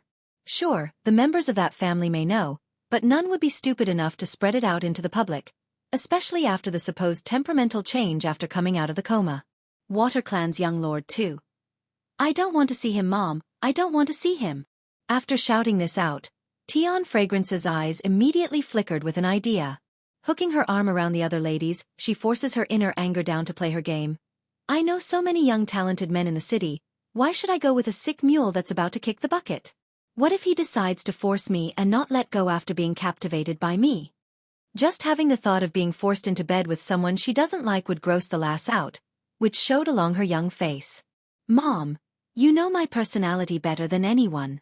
If that young lord from the Water Clan tries to force me, then I would rather die with him than submit. In that case, what do you think will happen to our family when the Water Clan comes down with their fury? See, it won't turn out well, not well at all." Moreover, as the young miss of the Tian clan, what men she couldn't get. She's got all those wealthy and talented men of the city's upper society swirling around her finger. Why should she lower herself to being a sick mule's wife? It's not like the Water Clan only has that sick mule in its younger generation. If I'm going to marry into that clan, then I'm going to take a healthy and powerful one. Afterwards I can pull some strings and then push my future husband into the lead position. I bet that sick mule won't live long anyways. Snowing's lips stammered for proper wording there. She couldn't find a good excuse to persuade her daughter because what the lass said was all true and reasonable. Fine, sweetie. I was only asking and not forcing you. If you aren't willing, then we can put the idea behind us. I'm sure you will find an outstanding husband in the future on your own. After saying this, the lady of the house got up and walked out of the room to deal with her own husband. The Water Clan's main estate. Currently, two individuals, one small and one big, were staring off against each other. Eventually it was the older one who caved in and took the lead to turn away. You've been staring at me for 2 days. Have you seen enough yet? The older man speaks, his voice getting a little bothered. Baddie father, will mother be able to recognize you now that you've become like this? The steam bun across from him says, his eyes still staring wildly in amazement. Twitching in the mouth at being called out, the older man shoots a deadening glare at his own son. What do you know? I believe in her. She will recognize me at a glance no matter what. Their feelings have long passed the physical level and into the soul stage, it's unmatched. But Baddie father, why did me and mother can come directly into this place while you have to use another person's body? I'm so confused. Scratching the back of his head, the steam bun wrinkles his nose like a confused child. That's right, the older man across from Bai Xiachen was none other than Di Tsong. The only issue was that it's his soul and not the body. If anything, the only evidence proving it's the great demon king would be that arrogant aura, it's unmistakable. That's because I didn't have all heaven to send me over here like you did. I had to ask state teacher to help me transfer my soul over to this dead body we found. Also, I came here 8 years earlier. 8 years ago, the Water Clan's young lord didn't fall seriously ill, rather he did kick the bucket and died. Water Clan's young lord 3. That's right, he's been here for 8 years already. Due to the differing time frame of both worlds, Di Tsong purposely arrived earlier than his family so that he could locate Bai Yen ahead of time. But 8 years, how could he not go see her? Therefore, for the past 8 years he's been telling the world that he's sick, while in reality he's been running off to stalk his oblivious wife in secret. Sadly, at the time Bai Yen still hasn't arrived at the other world yet. That meant he couldn't face the old her from Earth. Knowing how much his wife cared for the family members on that side, this poor demon king could only live a life of a monk devoid of impulses. Imagine watching the love of his life bearing all those dangerous adventurers. Imagine watching the lady go through all those trials on her own. And most importantly, imagine watching his wife go naked to bath in the local lake. Now that's just pure torture, extremely painful and torturous for any man. Nevertheless, he's put up with it, 8 years of it in total. That was until after Bai Yen got struck down by the lightning bolt like fate intended. No one knows how much he wanted to rush over to save her that day. But Di Tsong also understood his wife would never forgive him if he did otherwise. History would change, the future of their children would change. There wouldn't be Bai Xiachen, nor Di Ling Yen and Di Jin Tian. None of their children would exist for that blunder. So, he stopped at the last second when his feet tried to move. For 3 days this man did not move from that spot. He buried her, of course, but he couldn't leave right away. Di Tsong was bleeding inside. Sure, his wife suffered as well for the death she went through, but his heart bled just as much in the spiritual sense. In the end, it took all his willpower just to budge from the mountain. What came afterwards could be summed up like most would expect. He returned to the Water Clan and began preparations for the return of his wife. Although he doesn't know when exactly, but that didn't hinder his will to welcome his woman's return. Thankfully the poor guy didn't need to wait long either when he came across his son Bai Xiachen by pure coincidence. Baddie father, fortunately you didn't stop mother from leaving at the end. The steam bun happily stuffs a grape into his mouth, his eyes revealing delight at the sweetness. There's no warmth in this world for mother, but the other side is not the same, she got family there. If she had come to learn you took that from her in the future, then she will undoubtedly be very angry at you. The man could only shake his head helplessly due to his son's uncharacteristic mature speech. Xiachen, we will go find your mother in 2 days. 8 years of patience have finally come to an end. When he gets his grubby hands on her, he would make sure to have his way of embracing that woman to his heart's content. And if possible, spend several nights of love making to satiate his near-bursting hormones. Why 2 days later? Baddie father, don't you want to see mother? Why wait? Bai Xiaochen asks again with a look of bafflement. If it was me, I would go right now. I don't even know how Baddie father could endure for 8 straight years. If it was me, I would be crying in pain already. I've received word from state teacher earlier. That's why I need 2 days to accomplish the task. 2 days is enough. Then I'll take you to your mother. He really wants to see his wife, but in order to return to the demon realm as soon as possible, Ditsong must finish another thing beforehand. He's waited 8 years already. Another 2 days won't delay much. I don't want to, Bai Xiaochen puckers his lips into a displeased shape. I want to see mother, I'm going to find her first on my own. Those bad women all envy her. They will definitely try to pick on her. Water Clan's young lord 4. Ditsong doesn't believe his wife would be picked on by others considering her personality.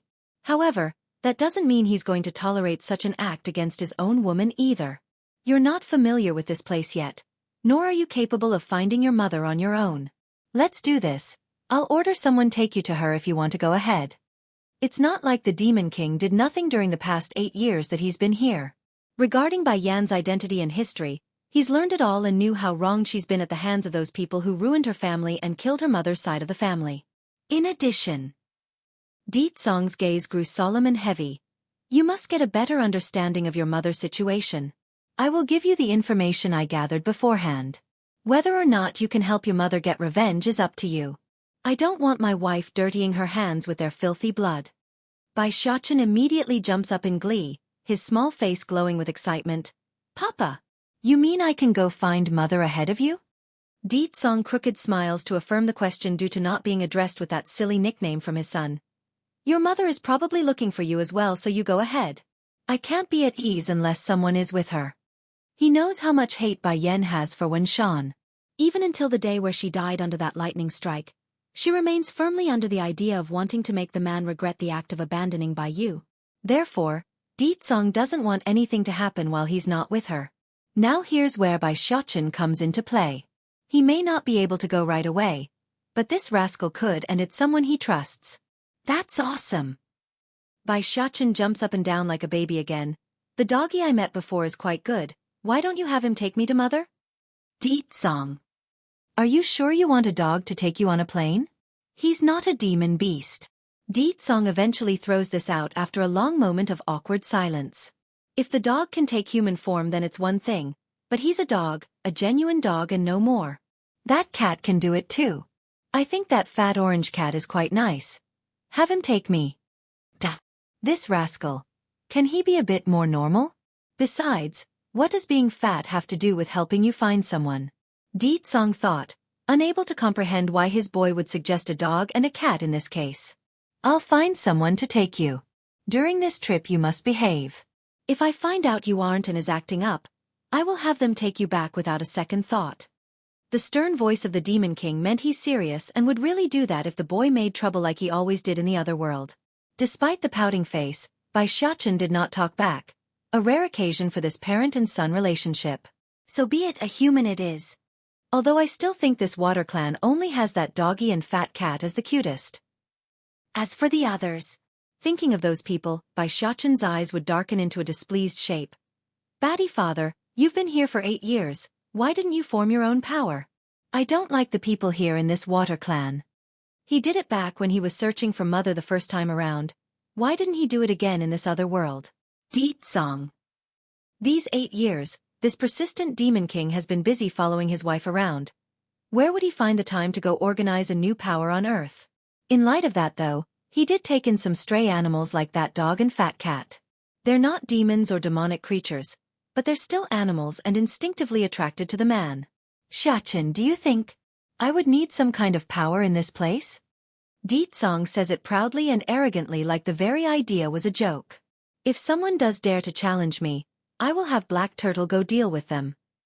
Those people are not qualified for him to personally maneuver against them. My son won't suffer any grievances. 1.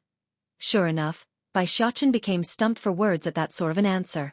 True, considering his old man's status and power, why should he deal with those people from the Water Clan? Simply having Black Turtle order them would be more than sufficient.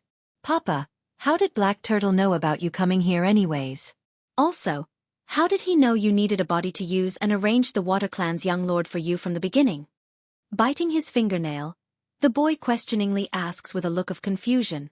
Donning a dazzling smirk, Song's reply left his son astounded. I don't know. I don't know? Only a fool would believe that. Huffing and puffing, Xianxia didn't buy a single word of it. As curious as he was right now, the boy knew he won't get an answer from his old man. If anything, he could always turn to state teacher for an answer. After all, that guy always seemed to have the answer to everything. Why are you being so nosy for? Didn't you want to go find your mother? Giving his son's head a rub to shoo him along. Then you can go now. Remember, if someone disrespects you, then put them in their place. My son will suffer under no one. Giggling with laughter, the steam bun didn't need his old man to tell him that. Papa, as if you need to tell me that. I have never been one to swallow any grievances. From the time he's been born to the current day, this rascal has never eaten any grievances, not even once. Then go, I'll have things arranged for you. After saying that, Song's gaze inexplicably shifted to the exit and into the far-off unknown. It's as if he's looking at others that's not within his view yet within his senses. If these people in the Water Clan obey and listen, then I can let them be, but if they get restless and try anything, I won't mind letting them fall from their current heights once and for all. Goodbye then, baddie father. Waving his hand, the rascal didn't hesitate and quickly ran for the door. His demeanor told everyone that he couldn't wait to leave this place. Meanwhile in the back, Song's face had gone all black again. This brat. Does he hate spending time with his own father that much? And why is he using that nickname again? Unaware of the woes plaguing his old man, Xianxia only had the happy thought of reuniting with Bai Yan in his mind. Nevertheless, that doesn't mean his absent-mindedness meant his senses for the surroundings were hindered in any way, because he's quickly able to dodge to one side when a hand tried to push him after leaving the courtyard. The perpetrator of the act belonged to a child of about 10 years old. Considering the number of lackeys following this kid, it's obvious he's someone of important status in this Water Clan. Even so, that doesn't the steam bun would take this hostility lying down, which manifested into him pinching the other kid's wrist until a crunching sound could be heard due to the pressure. Ah! The kid wept like a screeching banshee due to the pain, causing the lackeys behind him to freak out as well. Sadly for them though, right as they tried to move forward to help, Xianxia's threatening glare stopped them in their tracks. Lin Lin. Suddenly, an urgent call came from further ahead. Turning to look for the source, Xianxia could see a beautiful woman running over in haste. Let go of my Lin Lin now. The lady orders, her eyes bordering on the line of tears due to the pained expression of her son. Smirking at the demand, the steam bun starts going back to his older way of acting innocent. Why should I let him go when he tried to push me? Is this how members of the Water Clan act? Such unruliness? My son won't suffer any grievances, too. You! The beauty angrily points her finger at Xianxia in an accusatory manner. However, her rage promptly subsided a notch after remembering who she's dealing with. Xianxia, this is your cousin. He did not mean it, so can you let him go? Tilting his head at the plea like he's in contemplation over the idea, Xianxia didn't let go though and instead bared his white teeth like a predator facing its prey. No! Mom, help me, hurry and help me! Water Lin Lin continues to cry out in pain as his wrist grew more purple over the pressure. This wild bastard came from some unknown woman. How dare he come to the Water Clan to leech off of us? Hit him for me. Hurry and hit him for me. That's right. The main reason this brat going by the name of Water Lin Lin tried to push Xianxia was because he's upset and jealous of the attention being shifted away from himself. Coupling in with the negative feedbacks from his own parents in secret, plus the reminder from his own grandparents to be at heed with this new cousin, the boy's heart grew twisted and irate. That's why he came today. It's to deliberately stomp on Xianxia to flaunt his status. Well, that was the plan anyways. The beauty's face got very pale after her son's outburst. There's open panic in her eyes because that kind stuff could only be said in the shadows, not in open public like here before the house attendants. Make no mistake, this beautiful madam of this house may hold a high position within the Water Clan, but not even she would try to poke fun into Song's business due to how famously cruel and cold the man has become after that incident from 8 years ago. Close your mouth this instant, Lin Lin. The woman snaps at her son, those teeth grinding due to the tense thumping in her heart. Xianxia, this is nothing but a little fight between children. Why are you taking things so seriously? Moreover, Lin Lin here didn't mean what he said. He really didn't. Snickering in contempt at the obvious lie, the steam bun didn't believe a single word of it. He insulted me by calling me a wild bastard. After saying that, he immediately increased the pressure on his grip some more, causing the other boy to squeal out again. So, I want him to apologize to me and to scold himself by saying he's a bastard child for 100 times. I want that done this instant, right here and now as compensation. The beauty's face got even whiter. Have my son apologize and claim to be a wild bastard, and in front of everyone here? What does that make me and my husband then, the third son of this family? Xianxia, your father and your third uncle have always been close. If he learns of what you did to Lin Lin today, then he will undoubtedly be very hurt. By then he might get too angry and throw you out of the water clan. It's said that the kid was brought in 2 days ago, meaning he's likely insecure inside and can be easily manipulated and intimidated. Cocking his chin after hearing his mother's threat, the naughty brat regained some of his vigor and started speaking garbage again. That's right, second uncle really likes me. He will definitely throw you out of the water clan and have you return to that lowly and filthy mother of yours. Bai Xiaochen could still bear dealing with an annoying brat at the beginning, but when the conversation shifts into Bai Yan, then the gloves are coming off. Without a second thought, the steam bun directly kicks his foe in the tummy and sends him rolling back. Damn it, how dare he scold my mother? The beauty became stunned. She didn't expect the boy to be so insane as to hit someone in this situation. However, right as she's about to speak out again, a chilling voice that seems to choke her by the throat spoke up instead. How come I never knew I had a good relationship with Water Long Yun? How come I didn't know? Also, why would I go dote on another person's son when I have one already? My son won't suffer any grievances. 3. The man's low voice gave off a hellish vibe there, thus sending the beauty into a frozen state as she stood rigidly in attention. Second brother? Song didn't bother to reply to that call, only coming forward on his own. When he saw how upset his son was though, the man promptly reached out with his hand to give the boy a rub on the head. This maneuver was something Bai Yan did often when she's around, so he wanted to copy it to help elevate the mood. Sure enough, Bai Xiaoqian's expression gradually let up as he felt that familiarity. Nevertheless, it won't change the fact that he's very unhappy and upset based on that pursed lip he's making. When that happens, the consequences are dire. Who's your second brother? Song shifts his attention back to the beauty. This body may be the young lord of the Water Clan, but this great demon king never once acknowledged he's part of this group. When the dust settles, he would instantly give up this fleshly container and leave. Second brother, I'm Mei Mei. I'm Water Long Yun's wife, your sister-in-law. The woman answers with shakiness in her voice. Frowning like he's trying to remember the name, Song's next word downright hurts. No impression. Dunt. The beauty by the name of Mei Mei directly fell over backwards at the blunt reply. She couldn't even bring herself to stand up right now due to the heartache. Truly, the lady thought the other man would at least remember her name because she had actually tried to pursue him in their youth and not her current husband. Sadly, despite the effort of this woman and all her attempts at seducing the other side, the already deceased young lord of this water clan was a dunce and didn't get the hint at all. Then once the man kicked the bucket and Song took over, that's when the already stale relationship devolved to the point where she couldn't even make eye contact. Xiaoqian. Song returns his gaze back to the little fella standing beside himself. I said it, you are my son and don't have to take any insult from anyone. My son won't be wronged or insulted. Water Mei Mei couldn't believe what she's heard and promptly stared up out of reflex. What does he mean by that? Have him kneel on the ground and slap himself. He is not allowed to get back up until I am satisfied. Song states this as an order, not a request. Second. Shen Mei Mei's heart shuddered at the idea. She wanted to say something more to defend her family, but against that frightening pressure, the lady instinctively swallows the pretentious words back down and pleaded instead.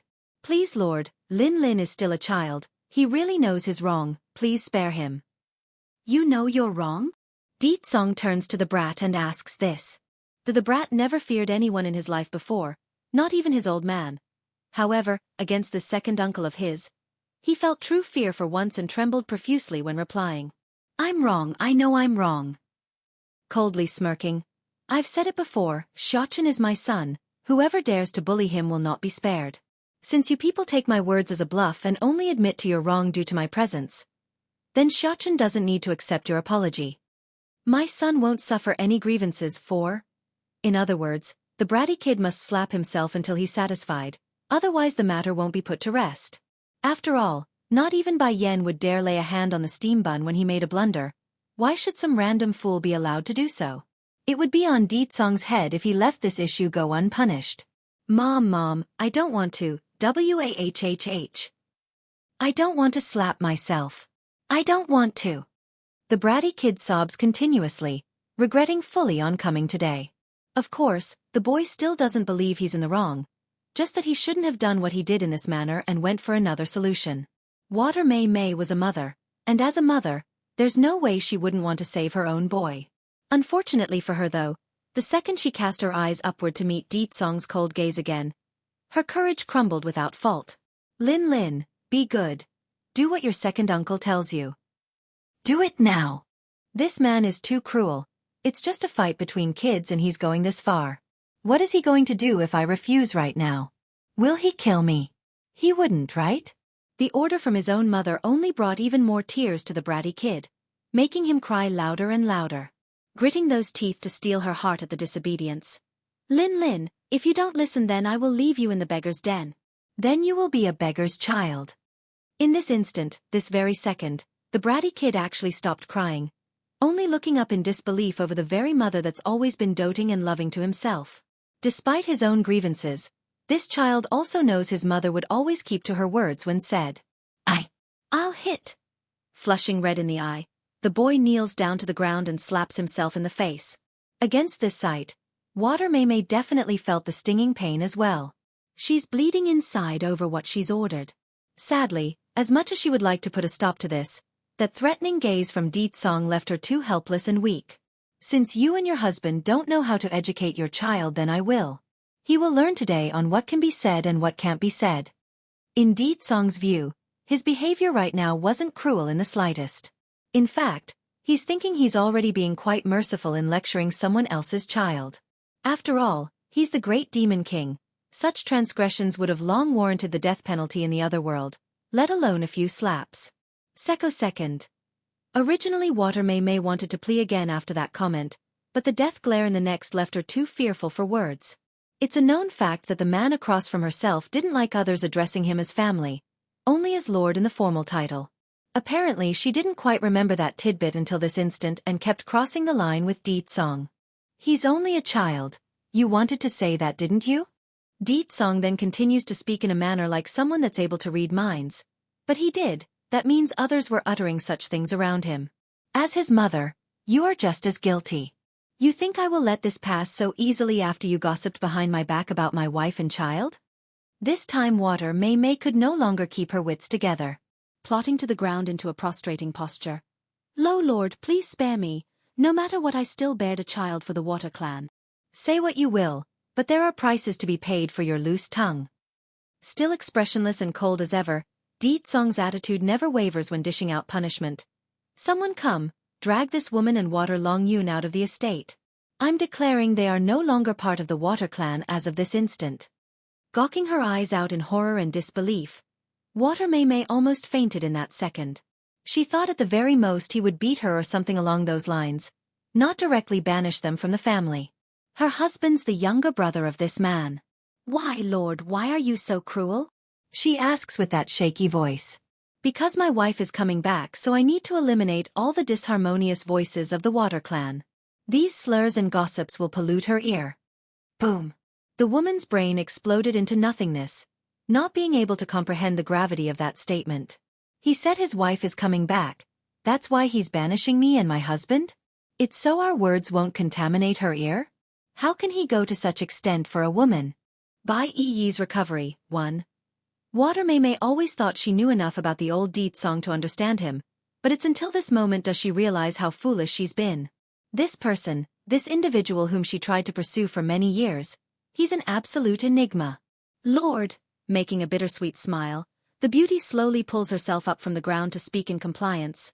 I understand now. I will go and clean up my things and leave this place. After saying that, she turned and left without struggle, giving off a frail and unsteady feeling of hopelessness. Make no mistake, it's not like Water Mei Mei didn't want to protest and complain, contrary, she's too smart for that. If the lady had continued to linger and offend the man some more, Who knows what might happen by then? Moreover, her husband was the third son of the current house chief. That means Water Long Yun would always remain a son of the Water clan. Even if they couldn't remain here for now, it's without a doubt they would return someday once the heat dies down. Retracting his gaze from the woman now that he's done, Di-tsong shifts his attention to the boy next to himself.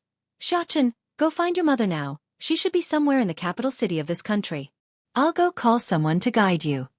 Immediately lighting up from his upset little face, Bai Xiachen needed no better news than to find Bai Yen.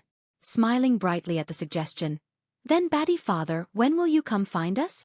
I'll be there as soon as I can. Slightly sinking in his eyes, Di-tsong didn't have confidence in when, so he only said soon. At that, the steam bun didn't ask for more details and instead brought up his own thoughts. Papa, you have to make these people take care of the big doggy and big orange cat. They're my only friends here in this place. Okay. Grinning at his boy's request due to being addressed properly, Di-tsong went ahead to ruffle that hair before turning to a middle-aged attendant nearby. You take him to the capital. His order is your utmost priority from here on forward, and if anything happens to him then you can forget about returning to the Water clan. My son doesn't need to, nor will he suffer any grievances in this world. The middle-aged attendant got white after hearing that order. Despite his own woes at the consequences, he didn't forget what happened to Water Mei mere seconds ago and hurried to bow his head. Yes, Lord. As wrong as the bratty kid was in coming today for troublemaking, he's not entirely alone in this matter. None of these people from the Water clan took the steam bun seriously. One being the unknown birth mother that they never met, they didn't have a clue about her background. Second being how little appearance the little boy made before the public's eye. If the young lord himself didn't show his son around, then why should they take the child seriously? Nevertheless, after today's incident and of how even the third young master has been expelled from the clan, no one here would ever have that thought again. Back over in the one clan, when Fei, stepsister, was currently sitting atop of her own bed and allowing those spirit particles to infuse into her pores. She wants to verify whether or not Bai Yen was lying to her and has been hard at work. Regarding the method of cultivation on Earth and the other world, they're mostly the same by absorbing the spirit particles in the air. However, Earth only utilizes this power in their martial arts by covering their body in a thin layer like an armament, while the other world had a better understanding of this force and could manipulate it to their will by changing its form and use. Also, unlike the other world where power reigns supreme, the spirit particles on Earth could only be described as lacking. For example, those who manages to reach the monarch rank are far and in between on these lands. Like the Water clan here, their founding ancestor still lives today and had reached the monarch rank due to the support of Black Turtle. But even the old fella could only sit at the monarch rank and not move an inch further. Bai Yi's recovery too. Not needing to wait for long, when Fei soon felt a surge of strength rushing out from within her abdomen. With a bang, she breaks through her bottleneck in a flurry of air gushing out of her pores. If it had been in the past, then the lass would be ecstatic after making such quick progress. However, there's only shock and panic left in those eyes right now as the words of her hated stepsister returned again. Bai Yen is right. My talent for cultivation has really gone up. Then does that mean, at the strike of noon, I will suffer unbearable pain day in and day out? Donk donk donk. It's then a series of door knocks catches her attention, startling the lass and bringing her back to reality. Hurrying to compose herself so others wouldn't notice the oddity in her expression. Come in. Stepping in was none other than Wen Shan, the lass's father. Based on the level of love showing in the man's eye, it's clear he's thrown all of the mishaps of today's event out the window. Fei, did you just make a breakthrough? I felt the surge of energy in the air just now and wanted to come check. Stiffly nodding as confirmation, the girl forces the panic back down and makes a smile. Ha ha ha. When Sean didn't notice the oddity and grew elated, laughing aloud for all to hear. Patting his daughter's shoulder, my Fei is wonderful, you really are. I did not expect you to make a breakthrough this quickly after your last, but you did, and that brings me great joy knowing you are my daughter. Brother Shen, Chai Moon also follows closely from behind after sensing the change in the air as well. Even if my Fei's talent is higher, it will still not compare to Yenner's. I speculate she's already grown to heights we can only imagine. At the mention of his unfilial older daughter, Wen Shan's expression promptly turned ugly because he didn't want to remember. Enough, Mooner. No one is allowed to mention that unfilial girl in this house again. She even wants to kill me, his own father. That girl is no daughter of mine, and I will not recognize her as such anymore. Chai Moon appears to want to speak again after that outburst, But after moving those lips a bit and stammering some more, she said nothing in the end and left it at that. Then that's when it happened during their conversation. A ringing gong of the old clock downstairs in the living room. Immediately, when Fei Fei's complexion turned ghastly white as her body trembled profusely, sweat rolling down her forehead like she's just came out of a pool. Fei Fei! Chai Moon was the first to notice the change and cried out in haste. What's wrong, are you feeling unwell? Although she had previously asked when Fei Fei on what Bai Yan fed her, but due to the fear of the consequences of others knowing, the lass in question didn't tell her own mother and kept it a secret. It hurts. Clenching her fist, the girl throws herself on the bed and began rolling around. Mama, it hurts, it really hurts. That pain could only be described as someone throwing her onto a grinding plate and then mashing her bones to powder. It's tearing her mind apart and sucking the air out of the lung. Fei Fei! Chai Moon screamed at the terrible sight and attempts to help. What's wrong? What's wrong with you? Why is this happening? Bai Yan. She fed me poison. She said that at the strike of noon I will become like this from now on. It hurts, Ma, it hurts, please kill me, kill me. Even until the end, she didn't want to reveal the secret to her pain. That's how much this current lifestyle meant for Wen Fei Fei. But then again, it couldn't be helped. The lass understands her own father very well. If it becomes known that only by destroying her dantian could she be relieved from such pain, then this man would definitely abandon them. Afterwards, the riches of life would be a fleeting memory, and they would return to the life of a beggar. Fei Fei, when Sean also steps forward and wanted to help his daughter up from the bed, but when he saw the twisted face his daughter made, those hands instinctively faltered and retracted away. Are you sure it was Bai Yan who did it? Bai Yi's recovery 3. Brother Sean. Chai Moon wept uncontrollably and started to beg her husband. Did you forget? Bai Yan force-fed Fei Fei a pill before she left. That must the poison. I've done my best to be good to her. Yet why is she doing this to my Fei Fei? That said, the woman gradually took to the ground as she continued to weep. She's a mother, and as a mother, there's no way she wouldn't feel the much pain despite her foul nature. If there's any fault, then it's my fault. Fei Fei is innocent. She couldn't have chosen her own birth. It's all because of my mistake that she has to suffer. Brother Sean, please help her. Please save our Fei Fei. That was a sound argument from Chai Moon's mouth. However, the woman apparently forgot the sort of harsh treatment when Fei Fei dished out to Bai Yi, who was also innocent in the whole story. Also, he ignored the fact that it's these two who stole Bai Yan's belonging and caused her to lash out. Otherwise this incident wouldn't occur in the first place. Being the gullible him, when Sean didn't put too much thought into those words and simply accepted it as fact. Fei Fei is indeed innocent. She can't choose her own birth, nor is Yenner qualified to hurt her. But Yenner said it before. If I go bother her, then she'll kill me, her own father. In that second, Chai Moon's heart could only be described as cold and disappointed. In particular was how cowardly her husband was acting, even when it's about saving their own daughter. It's giving her the shivers because she suddenly recalled back to how this man abandoned Bai Yu, which allowed herself to take over this home. Brother Sean, pulling herself up, the woman suddenly stopped weeping and showed a bittersweet smile as she spoke. We may not be able to get Bai Yan to yield, but don't forget, in this city there's still a Bai Ran. Frowning at the name, when Sean didn't quite get what his wife was getting at but let her continue anyways. Bai Ran married General Ling Kaiyuan's son. If the public finds out her niece did such inhumane things, then it will certainly impact the old general's name. The Ling family won't let that happen, which is why we need to force Bai Ran into helping us get that antidote. Gently closing her eyes, Chai Moon began to sob again to push her plot. Brother Sean, Ling Kaiyuan is a credit to the country and I respect him for that, but I don't know what else to do as a frail woman. I'm a mother. Seeing my daughter suffer is unbearable for me. Besides, you don't want to lose a talented daughter, do you? He didn't feel moved at the sobbing from his wife, he didn't feel moved at the sight of his daughter suffering. But this coward did feel moved once the topic of a talented daughter got brought up. It's true, he doesn't want to lose this daughter who had caught the eye of his old man who was the current chief of the one clan. I'll try as much as I can. If Bai Ran is not willing, then there's no other way. After all, she's still Yuer's younger sister. Acting all submissive after getting her way, the woman deliberately lowers her face to hide that smirking grin. If that's your wish, Brother Sean, I won't object to your decision. At the same time, somewhere not too far away, Bai Yi had just gotten herself settled inside a hotel room when her mind started wander off in recounting today's various events. It's like a dream to this girl who's been poorly treated by others so far in life. Sister Bai Yan is really back. I don't have to live in the basement anymore. Thinking up to here, Bai Yi's heart would feel all sweet and melty like being smothered in honey.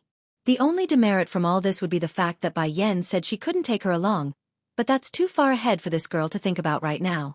Donk donk, exactly then a knock from the door catches her attention, causing the girl to rush over to the doorway where a dazzling female stood.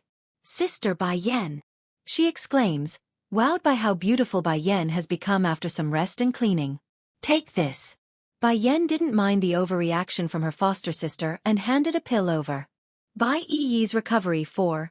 Taken aback by the gift in her hand, Bai Yi nearly drops it before catching it after a fumble. This is Dan Pill. It will allow you to cultivate your internal dantian again. The reason why Bai Yan did not stay in the same room as her foster sister was because she's busy making this pill. Preparations must be made and she doesn't have all that much time. Boom. The sound of explosion rocked the young lass's brain, her eyes falling into a daze of incredulous disbelief. Sister Bai Yan, you don't need to comfort me. I know my dantian is already destroyed. There's no way to cultivate anymore. Others can't let you anymore, but that doesn't mean I can't. Smiling to stir her sister's mood, Bai Yan reaches over to hold those hands as reassurance. I said it already, before I leave, I will make sure this place is safe for you to live. This pill is one of the things to help improve your strength. While I'm here for the next short while, I will oversee your entire training progress. Despite the comfort, Bai Yi still had the dull look of someone that couldn't take in reality. Can I really practice martial arts, cultivate my dantian again? It's not like this girl always had such negative outlooks in life, but ever since her life got turned upside from her Shifu perishing one day, then her dantian being ruined by Wen Fei Fei's cruelty, this orphaned lass had no one else to turn to. Imagine living a life on such an unstable path after being left on the streets. The amount of hardship would be something most wouldn't ever experience, let alone understand. Using this uncertain mindset, Bai Yi stiffly went towards the bed. She intends to do as told and practice again after consuming the pill, but things take time, and this time would be for the whole night. Next morning.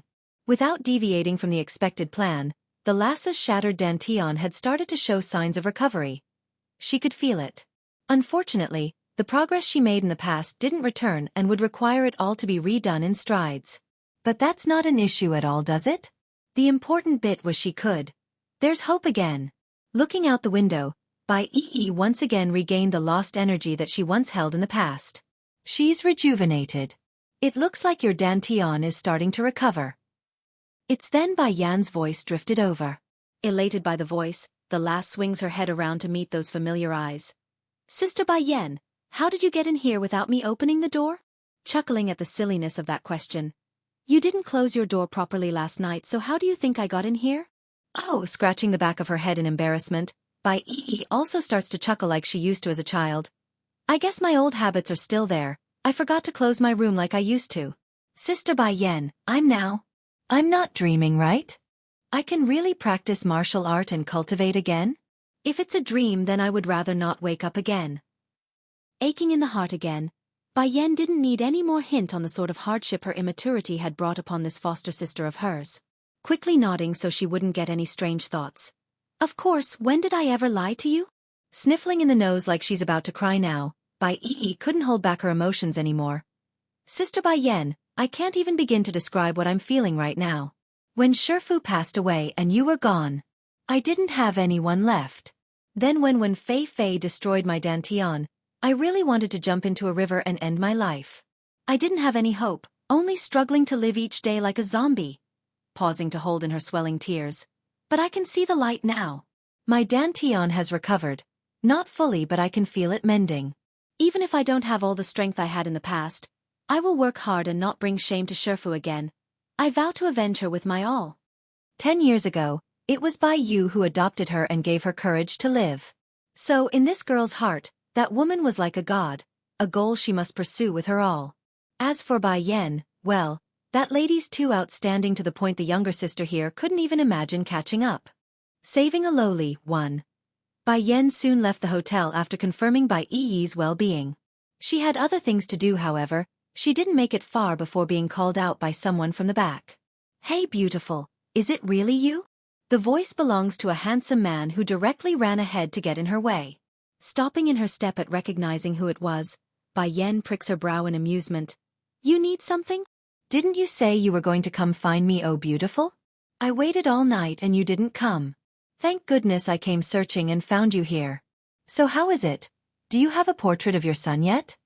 Ling Lang's, her cousin mouth carried the iconic smile that he so commonly used to seduce the other sex, showing how much he's trying to put on a good image here.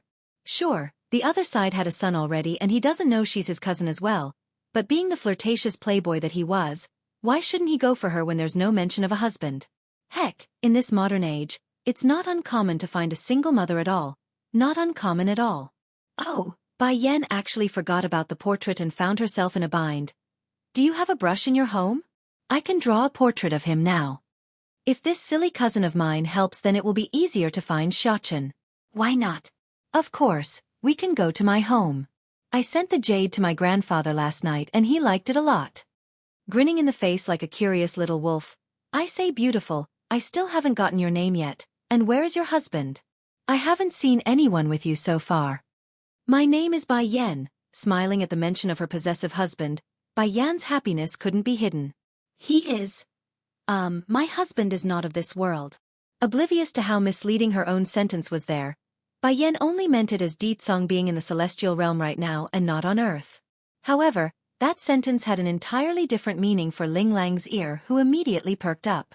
So her husband's dead? It's not easy for a woman to raise a child on her own. No wonder she's struggling to find her son. Thinking of this, the playboy's gaze towards Bai Yan now had a hint of pity. Forgive me, Ms. Bai Yan. I shouldn't have mentioned your husband without knowing better. As for your son, I will try my best to help you find him. Nodding at that, the lady here didn't think much else of her cousin's kind words. She and him are relatives, so why would blood-related family have that kind of thought towards each other? Unfortunately for this woman though, she apparently forgot Ling Lang doesn't know they are cousins and kept thinking of her as an outsider. Nothing much happened during the following drive towards the man's home, or at least in the beginning. Bai Yan was sitting in the passenger seat to rest herself while occasionally nodding to Ling Lang's constant yapping. Then it occurred, a swirling sports car that came out of nowhere on the road in front of them. Out of reflex, Ling Lang twisted the wheel and hit the brake as hard as he could. Unfortunately for the poor guy, it's too late, and by the time he realizes it, the car had rammed into a nearby pole. Fuck! Who is driving that car? Do they know how to drive? Jumping out of the vehicle despite the trickling blood down his forehead due to him hitting the windshield, Ling Lang lashes out with vigor in his voice. Saving a lowly, too. Infuriated and in the heat of the moment, Ling Lang didn't think much of the incident and began to dial the number of the police using his cell. However, his hand soon stopped when he realizes the sports car ahead wasn't stopping and appeared to be losing control, crashing into anything in its way. Specifically, the little girl that's around years old staring cluelessly at the incoming vehicle. She's in a daze due to how sudden it's coming at her. Smile! There's fluster in the man's eye as he ran towards the child. Unfortunately, the distance between him and the child made it impossible for him to get in the way. In that moment, Ling Lang's entire world seems to come apart as his head exploded into a blank stupor. But then, as all hope was lost where everyone expected the lowly girl to be ruthlessly hit by the vehicle and die from the impact, something unexpected occurred. The car hit something all right, not the little girl though, something unmoving and hard, sending the car tumbling into the air and spinning like a wheel before crashing into another corner of the road. All had gone quiet then, leaving the streets so silent that they could hear a pin drop. The reason? That's because in front of the lowly girl stood a woman, a young female wearing a red skirt and a tight blouse that emphasized her hips. Ling Lang didn't freeze like everyone else in this case, running over to the little lowly like he's seen salvation. Smile, how come you are here? Where's your bodyguard and babysitter? How come you are alone? Perhaps it's due to the danger finally passing and giving the lowly a chance to breath. But immediately after she came back to her senses, the child by the name of Smile promptly broke out into a cry. Big brother, I'm so scared. Hurrying to pull the girl into his arms like it would protect her some more, this playboy that gave off an aloof air began to caress that head to soothe the shock inside the child. It's okay, Smile. It's safe now, so don't be afraid. Tell me first, why are you here and alone? It was Auntie Wu who took me out, Ling Smile answers honestly, her mood calming down as she wiped some of those tears. then turning around to search for the mentioned person. Huh, where's Auntie Wu? Ling Lang's face got very ugly. It doesn't take much for him to connect the dots on what's going on here and what that Auntie Wu did today. But against the little lowly's frightened appearance, he could only hold it in and keep that fury for another time. This is a setup. I need to tell Grandpa right away. Bai Yan, I have to thank you. The man turns to the girl's savior with a look of great gratitude. She is my little sister, her name is Ling Smile. Thank goodness she is here, otherwise, I don't even want to think about the consequences. But then once he regained his composure and recalled the incredible sight of Bai Yan stepping in front of the car with one hand outstretched, his eyes would instinctively narrow in. This woman. She's a martial cultivator? Ling Lang may not be a cultivator, but he's heard enough from his mother Bai Yu about the world of martial artists. Most of those known to the public are nothing more than average with big muscles to show off their brute strength. However, there are gems among the mundane, like breaking rocks and bending steel with their bare hands, and some could even use their internal energy as armaments like real weapons. Why did you just do that?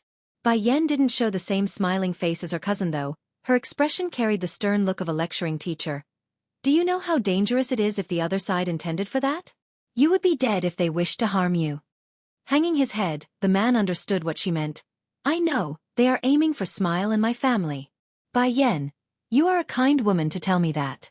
Anyways, that's my family's business and we will handle it accordingly. My home is nearby so we can walk the rest of the way. Let me make a call first though. I need to get a tow truck here to pull my car. As unhappy as Bai Yan was at her cousin's carelessness, she also knew the fault didn't lie with these two who was victim of this attack. Then recalling back to the car, she swiftly turns her gaze to the driver's seat of the flipped vehicle. That car, there's no one driving it. A normal person would undoubtedly be freaked out by the lack of a driver.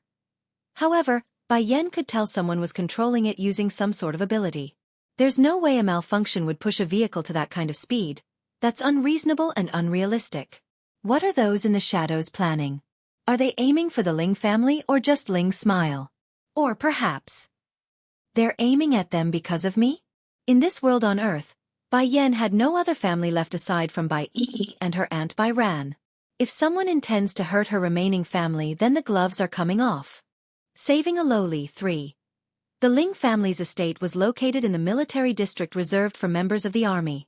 Due to Ling Lang bringing back a woman with him, the famously flirtatious playboy of the street, the quiet and peaceful district has now become a rowdy gossip ground that's constantly peeking out to meet this new lady. Smile. Before coming back, Ling Lang had already called his mother Bai Ran and explained the car accident, hence their reception by the beautiful madam at the door. Smile, you scared Mama here to death. The madam quickly runs over to throw herself at the little lowly. Thank goodness you are all right, otherwise I won't know what to do. Despite being still antsy from all this, Ling Smile nevertheless kept up a smile for her own mother. Mama, it was this big sister who saved me. Only then did Bai Yan notice Bai Yan's presence, and sure enough, the madam was wowed by that incredible face. She thought she had seen the most beautiful woman in this world thanks in part due to her older sister Bai Yu, but this lady brought home by his son was at a different level altogether. Girl, warmly reaching over to grasp Bai Yan's hand. I really want to thank you from the bottom of my heart. Our Ling family owes you a great deal for saving Smile's life. Looking down at how warm she's being received, Bai Yan's lip couldn't help but smile at that, making her feel like at home again. Auntie, it's been a long time to think your appearance hasn't changed at all. Bai Ran visibly looks taken aback. There's shock but more were confusion in those eyes. You are. Auntie, I'm Bai Yan. Bai Yan was no stranger to Bai Ran here. They've met already during their younger years. Though it's not a lot, the relationship between this aunt and niece remains good even before everything that eventually occurred, thus making their reunion all the more special. Trembling in her lips at the recognition, the madam appeared almost lost for words. Yo, you are Yenner? You are really Yen Yen. Auntie, did you forget me already? When my mother brought me here the first time, cousin here was still wearing diapers. I could still remember uncle beating him for wetting himself that day. Compared with the average little girls of her age back then, Bai Yan had exceptional memory due to her innate talent. It's also one of the reasons she excelled in alchemy and could produce those pills at such a young age. Tearing up in the eyes following that confirmation, Bai Ran's grasp around her niece's hand tightened up like she would lose this child if she lets go. Yen Yen, where have you been all these years? You dad and his new wife have already moved here in the capital. But when I went to find him you were nowhere to be found. Is it because they won't let you stay with them? Regarding Wen Shan, her former brother-in-law, Bai Ran definitely held a strong level of grudge. One being how selfish the man was at heart, the second being the fact that he abandoned his wife at the critical moment and allowed the Bai clan to perish under the other two families' assault.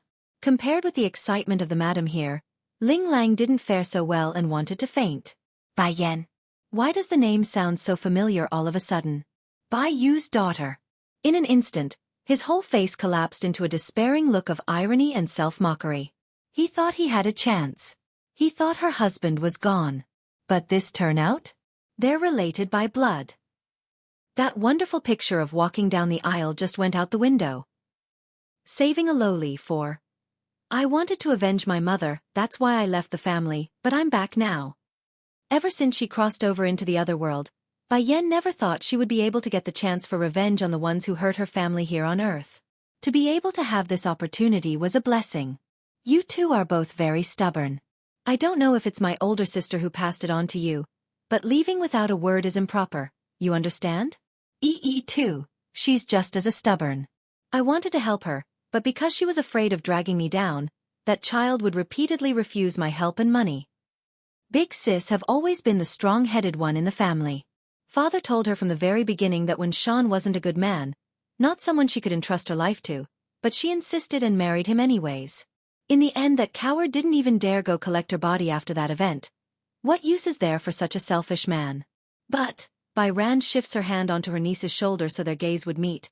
Don't go thinking about revenge anymore, the backing those two clans have are not someone like you can handle. If you persist then you will only throw your life away. I don't want my older sister's only blood to be lost as well. Although this city was very big due to it being the capital of this nation, there's only a limited number of places for individuals of high standing to visit. Therefore, it's not uncommon for Bai Ran to run into her enemies from the two clans. It hurts for sure, seeing the ones who murder her sister and parents, but without strength, this woman knew it's futile. A pebble trying to make a wave inside a lake, that's the predicament Bai Ran has found herself in. What's more, she also has to think about her husband's side of the family. The Ling house may be one of the founding members of this nation, but the military wouldn't really move just because of a whim of one lady.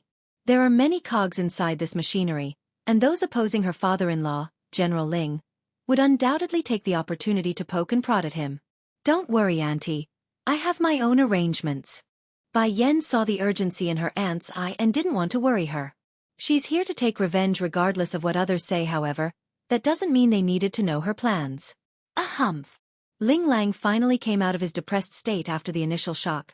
Mom, you don't have to keep nagging her, let's first head inside and settle in. Me and cousin here still have something to talk about. Making a helpless smile at her son's behavior as she shook that head. What are you two going to discuss that your own mom can't hear? Oh, Bai Yan's son is missing. I'm going to be helping her look for him. An audible shattering of glass could be heard echoing in the madam's ear. Her mind literally exploded then and became a blank slate. Yen, she married? And has a son? Yen, you married? How old is the child? Bai Ran couldn't hold back her inner woes and asked. He's 8 years old. 8. 8 years old? Ling Lang's mouth twitched at the number. He knows Bai Yan has a son, but not 8 years old. Cousin, if I remember correctly, you're only 22 this year, right? Don't tell me you had a baby when you were 14?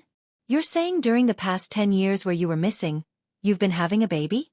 You know getting married that young and having a child is illegal. Pricking her brow at this dunce of a cousin. Do you have opinion about it? Going by that look and expression, Ling Lang would immediately recall back to the powerful actions of this woman stopping a car with her bare hands. Shivering slightly, he promptly shook his head with those hands doing the same. Of course not, cousin, of course not. If you don't then help me find my son first. Giggling at that silliness, Bai Yan didn't want to keep teasing the poor guy anymore and turned back to her aunt. Auntie, you don't have to worry about me, I have my own plans already. Anyways, I want you to take care of in my place though. She's still at the hotel we're staying at right now. Oh, yes, of course. Bai Ran almost didn't react in time and fumbled her reply.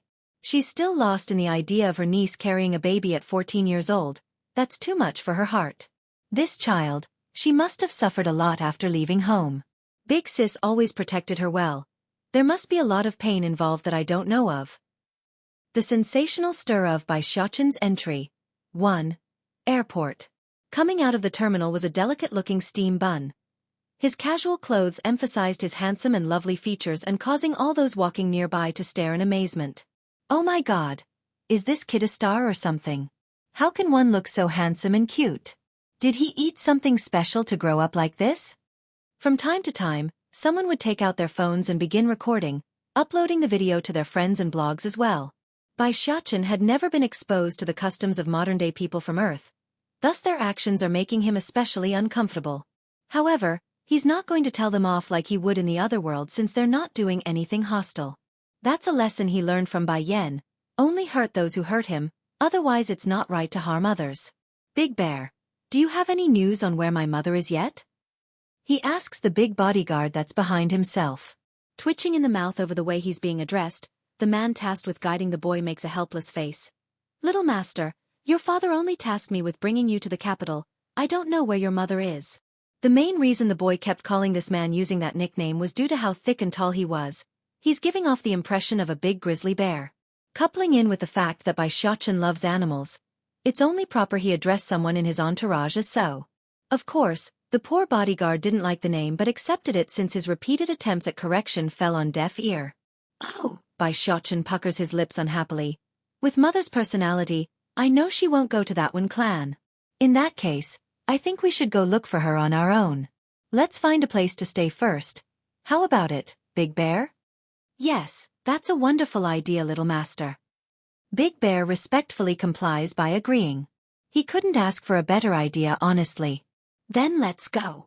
Unbeknownst to the little guy though, his images have already been posted across social media and gone viral, making him a small celebrity before he even made out of the airport. There are no shortages of good-looking kids in this world, however. Finding one as delicate and handsome as him was a rarity. It drew millions of views online and roused a huge craze of search and investigation. Sadly, since this would be the first time he ever stepped foot into this world, no information ever came of the efforts. He's an enigma to these nosy people. Tian Clan. Following the ringing of a cell phone, Yu Snowing rubs her forehead and groggily answers it by pulling the device from under the pillow. Hello big bro, what? The son of the young lord has come to the capital? Alright, I understand. I will let my husband know.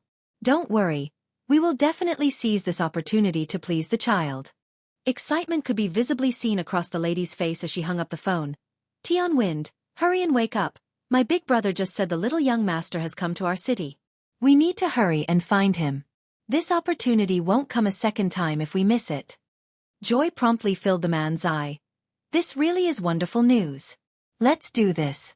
When we visit, we can bring our daughter along and let them meet. I know you don't want to force her into a marriage arrangement, so this is a good chance to let her have some time with that kid. This way it won't be so awkward if she does marry the child's father. The woman's face got very stiff then. She had no illusion about their daughter's unwillingness to becoming someone's stepmother. But what else was she supposed to do? It's not she could just tell her husband off when he's already stretching out an olive branch. The sensational stir of Bai Xiaoqin's entry, too. Biting her lip in a tied manner. Husband, foreign is still a woman. Having her go care for a child that... I think it's not a good idea. It might affect her reputation. Frowning now in the face due to his wife's indecision. What wrong with that idea? If you want our daughter to climb further than us, then we must do this. Also, the Water Clan have always been very low-key, and your older brother won't let us use his name here either.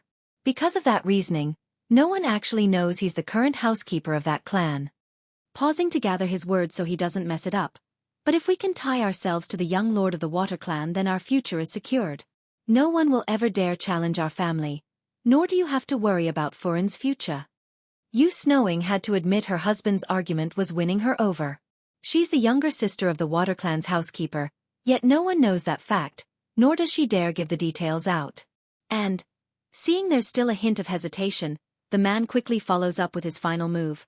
Didn't your brother tell us to grasp onto this opportunity? Don't you get what he means by that? Actually, this time around it's Tian Wind who's overthinking the meaning of that message. Yu Snowing's older brother only wanted them to keep Bai Xiaoqin happy and make sure he has a good time in the capital. Nothing more and nothing less. After all, it's a well-known fact by now that Song greatly cares for the son of his and that unknown future wife. Why would he go ask his own niece to poke into this relationship at a time like now? It's the same as throwing themselves into the fire pit for roasting. Still not fully convinced since her daughter's stubborn face won't stop coming up, but Foreign already stared she's not willing. Unwilling. Tian Wind snickers derisively. She's going to be the Water Clan's bride-to-be, what can she complain about? It's a blessing that most could only dream about. I don't care how you do. Just get her to follow us to receive the little boy. She doesn't need to know why. Just keep her in the dark. In the end this woman could only give in. As much as she would like to discuss this some more, but she knows her husband here better than anyone. When he's like this then there's no changing his mind. Whatever then, I won't get involved anymore. However, I still want our daughter to willingly agree to the marriage first. If she still refuses then I'm not going to force her. I know Foreign's personality better than anyone. If we do force her then she would rather die than submit. You're fretting too much. Foreign is my daughter too. How can I not care about her? Pleased by his wife's answer, Tian Wind got a lot better in the face as he spoke. Go call Foreign and get her ready. We will go find the little boy now. Okay. Nodding as told, the woman slowly got out of bed and went downstairs. As it turns out, the hotel whereby Xianxia was staying happens to be the very same one Bai Yi was staying at. And towards the new and unknown, the boy would curiously touch and stare in amazement at the high-tech appliances surrounding himself. For example, the elevator that's able to carry him up and down caught his attention the most, like a child finding a novelty toy. The sensational stir of Bai Xiaoqian's entry. 3. Big Bear, why does this thing open the door on its own? And what's an ID card? Why is the crystal on the overhead so bright? And what was the bird we were sitting in? Don't one usually sit on top of a bird and not inside it? He only came to Earth for a few days, so there are many things Bai Xiaoqian still hasn't learned yet. Coupling the situation with Song's inherent clinging to the old style of living, like using oil lamps and such, the boy never got much experience in the comforts of technology, thus his odd and strange questions. And regarding the plane they flew in, the steam bun here didn't particularly like it very much, especially when it came to the speed at which it flew at. He could have flown here on his own and at a much faster rate. This kid. Is he mentally challenged? Unaware of his own remarks though, those nearby who had heard it showed a look of surprise when staring at the boy. Or did he just come out of the mountains? How can he not know what an elevator and ceiling light is? Unlike the others though, Big Bear seems to have already become accustomed to his ward's antics and continued to walk without emotion. He knows he's better off ignoring the voices of others in a situation like this. Ha! Suddenly, a mocking snicker came from the side of the elevator. Is a high-end hotel someplace any country bumpkin can come? You better get out of here before I call the manager. Originally Bai Xiaoqian was still captivated by the novelty of the elevator in front of himself, but now his eyes have shifted entirely to the woman that's making a very displeased face. If one didn't know better, they might assume the boy did something heinous to her and caused a deep grudging hatred. If this wasn't Wen Fei Fei, then who else could it be? She's been in a very foul mood ever since yesterday's excruciating pain. Therefore, she had come today to threaten Bai Yi and demand the lass in helping her get the antidote from Bai Yan. However, instead of complying like this foul girl had imagined, the once soft-minded Bai Yi had gotten a backbone again and retaliated by yelling back. This infuriating Wen Fei Fei to the core, which in turn resulted in this outburst of the elevator. She's using Bai Xiaoqian as a venting hole. Are you scolding me? The boy asks with his iconic smile of innocent nature, the prelude to the downfall of all those who cross him. Snickering some more. If not you, then who else can I be scolding? A country bumpkin like you dare to stay in a fancy hotel? Don't you know the price of one night is equal to your whole village's income for a year? I have to wonder what the security guards are doing to let someone like you in here. Despite the foul words coming out of that mouth, the steam bun merely stared at the filthy girl, never once blinking like a curious child. What are you looking at? Wen Fei Fei snaps again and flew into a deeper rage. You never seen a beauty before or something? Why are you staring at me like that? Oh, that! Puckering his lips to one side. Mother told me I shouldn't talk to the mad dogs in the city, that's why I didn't say anything. I've always wondered what she meant. Now I do. The sensational stir of Bai Xiaoqian's entry. 4. Since Bai Xiaoqian followed his mother around since he was a baby, The boy had seen a lot of pieces of work over the years. However, meeting one that's this special that would inexplicably rush over to cause trouble was a first. He had nothing to do with her, so it flabbergasted even him who's a known troublemaker.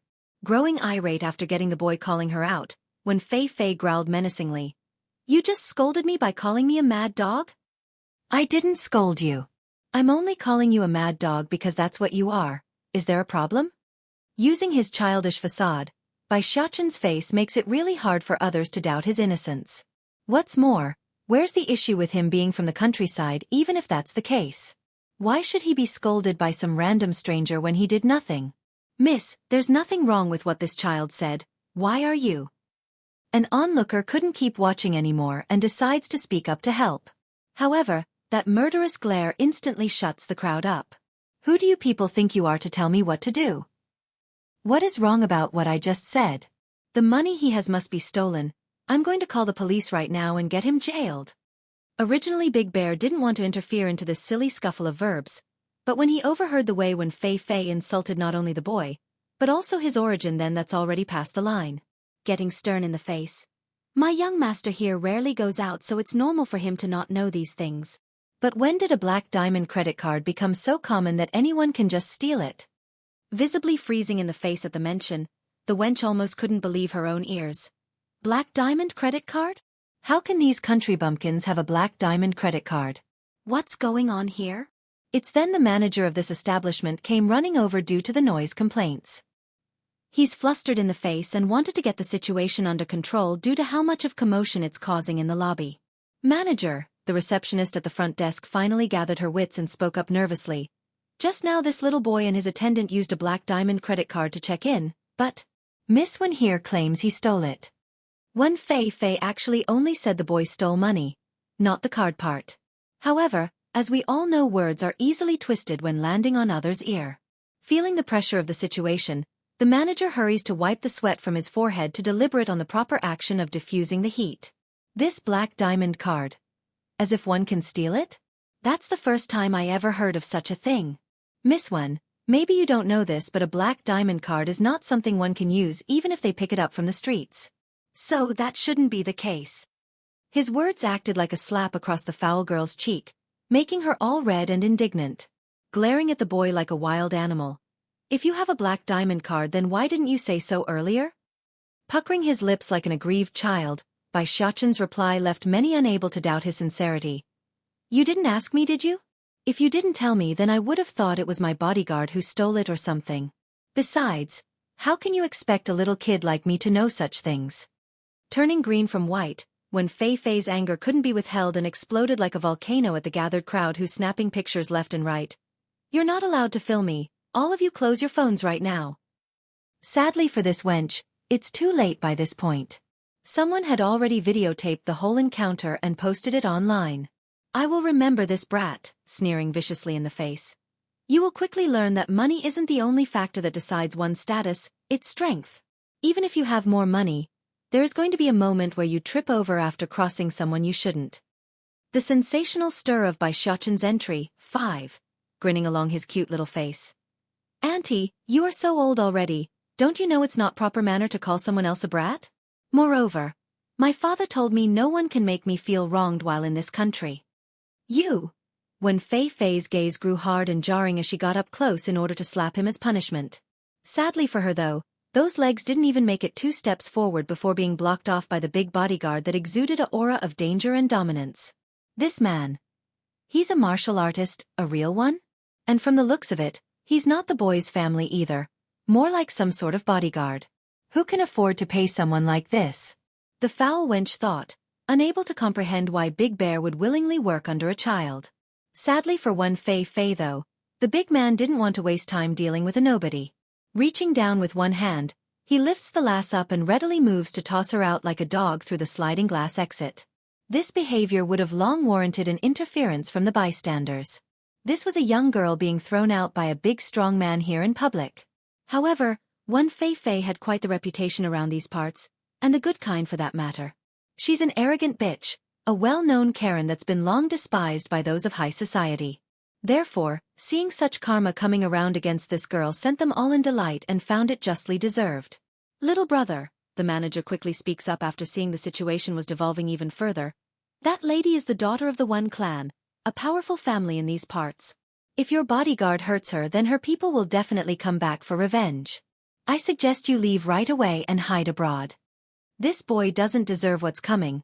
He needs to leave and save himself. No matter the influence and reach of the One clan, they can't stretch their claws to other countries. The One clan? Mr. Manager, are you talking about the same family that has a person by the name of Wan Shan?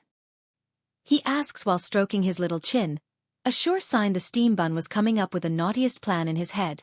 The manager nods seriously with all the strength of a kind stranger. Yes, there is such a man in that clan. He's a well-known individual around here. But why do you ask that, little brother? Oh, then that's perfect. Bai Xiaochen jumps up in glee. Mr. Manager, if they do come looking for me, then please send them up to my room. I can save some trouble in looking for them myself. The manager literally gawked his mouth in shock and disappointment. In his view, this child was still too immature and was seeking his own demise by not fleeing right away. Didn't you hear my young master's command? Big Bear had finished tossing the package out when he returned to see the scene. That's why he got harsh in his voice, seeing the hesitation in the manager's face. They are the Water Clan, individuals at the peak of the martial world in this country. Forget about some puny Wan clan and their lackeys. Even government officials would have to think twice before crossing members of their clan. And sure enough, the manager yielded to the request after seeing the resolute face of his patrons. He's a worker here only, not some savior that should pry into others' business. Some time later. The event in the lobby didn't upset the steam bun at all today. In fact, it's brought him great joy when a second party suddenly showed up at his doorstep and now currently stood before himself across the table. I'm so lucky to think I would meet Mother's enemy this quickly. Will she praise me if I punish them properly? Oh, what to do? How should I deal with these people? Of course, the smiling grin of the boy had an entirely different meaning for Tian Wind, who had come today specifically to welcome Bai Xiaochen. He even thought it's because the kid liked his own daughter a lot and hurried to push the lass forward. Little young master, it's a great pleasure of ours to welcome you to this city. If I had known you were coming ahead of time, then I would have arranged an entourage for you at the airport. Please meet my daughter. Her name is Tian Furen and will be happy to act as your guide while you are staying here. Tian Furen originally didn't want to come since she's being dragged along, but after realizing how incredibly handsome and cute the boy was, her eyes fell into a trance at the possibilities. If his son is this cute and handsome, then what makes the father? That young lord from the Water Clan must be mesmerizing. What a shame, his health is so poor. If I do marry him, then I can only be a widow at such a young age. The sensational stir of Bai Xiaochen's entry. 6.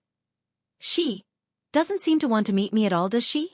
Bai Xiaochen only needed a glance to pick up on the displeased aura coming off of the girl. Without surprise, Tian Win's expression got a huge scare at being caught and hurried to glare at his own daughter to get the lass in line. Turning back to the boy. How can that be?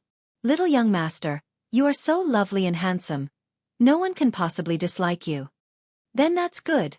Bai Xiaochen smiles accordingly while hiding the naughty grin inside. My family's Yellowy is missing a female companion, and I also like your daughter so she can be his mate. How about that arrangement? Yellowy? Tian Wind got stumped for words. What is this Yellowy? According to reason, the young boy here should be introducing Furen to the young lord. Why someone else? Yellowy is a big golden retriever in my home. I think they are a good match. Tian Wind's face immediately got green. This brat wants my daughter to be a mate for a dog? And he dares to say they're a good match. Where the hell does he see they're a good match? Sir, you must be jesting me, right? He asks with a hint of displeasure, twitching in the lips all the while trying to hold in his inner anger. Remaining serious as he replied, the steam bun's words were damning. How can you say I'm joking? I'm serious. But, human and dog, how do you match them? Though unintended, that sentence thoroughly angered the boy and caused him to jump up from the sofa. Are you looking down on dogs? Why can't a human be matched with a dog? In my opinion, Yellowy is loyal and obedient, many times better than some people around here. Your Tian clan wants to throw your daughter to my father's side and have her become his woman. Who do you think you are to have such ideas? In my view, she is only qualified to be my pet's mate. He's a smart one, so how could Bai Xiaochen not pick up on their intents as soon as they appeared? The only baffling part to all this was how stupid these people are. Why would they expect him to turn on his own mother and help them put another woman by Ditsong's side? That's just ridiculous and stupid. Tian Wen's face suddenly froze, his eyes showing incredulous and shock over what he's heard. It's true he wanted to use the steam bun to his own advantage and stuff Tian Foran to Ditsong's side, but to be exposed by an immature brat left him stupefied. Getting the reaction that he wanted, Bai Xiachen retracts his angry gaze and continued with his plan. I heard your Tian clan destroyed another clan a while back. Is it the Bai clan? Startled by the question, Tian Wen popped his eyes right away. How did this kid know about that? Little young master, there is indeed such an incident, but that's over 10 years ago already. May I know why you are bringing the matter up again? Bai Xiachen's heart instantly clenched up like someone just wrung it through the washer. That's how much it affected him. How much hardship did mother experience while on Earth? She had to watch her loved ones die, and then watch her own father let that happen before her very eyes. These people must pay. I'll ask you one last question. Why did you destroy the Bai clan? For what reason? Regarding the reason for destroying Bai Yan's family, perhaps only the ones responsible would know the answer to that, hence his persistence in pressing the matter. Tian Wen didn't know why he's being pressured for something that shouldn't be related to the current matter at hand. However, he knew enough not to cross the young child in front of himself, especially when there's a wary bodyguard from the Water Clan nearby. Make no mistake, Tian Wen may be conceited and power-hungry at times, but his perception in recognizing a dangerous variable was top-notch. The One Clan's here, one. Little young master, this matter, it's not that I can't say. Frowning in the face, Tian Wen spent a moment to go over his own words to not let anything that he didn't want spoken to slip. It's like this. At the beginning, the reason we destroyed the Bai clan was because we got word of that family holding a treasure that could help one gain divinity. We wanted to offer it up to your father as a gift. Sadly, after gaining possession of it, there was no way to know how to use said treasure, hence our reluctance to bring it forward. Those are nice words indeed, however. Tian Wen never once thought about giving it to Ditsong at all in fact. After all, who wouldn't want to become a god or celestial immortal if possible? But as years dragged on with no sign of them ever figuring out the secret to said item, he figured it's better to use it now today as a gift to win some points with the Water Clan. At least that way he would curry some favors. Sadly for this man though, Bai Xiachen wasn't going to go along with his plan. The boy's face remains unchanged without any sign of being ecstatic after being told the lie. So, it's for some treasure that you destroyed the Bai clan? Bai Xiachen asks again, his eyes starting to narrow in. Taken aback at first, Tian Wen had to take a good second to understand the boy's words. Hastening to laugh in order to break the tension.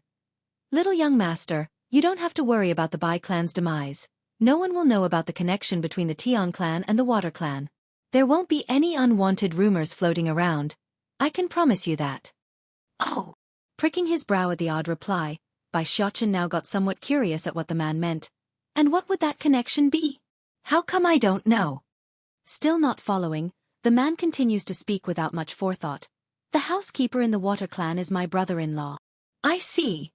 Bai Xiachen nods his head like he's understanding it now. Then turning to the big bodyguard nearby.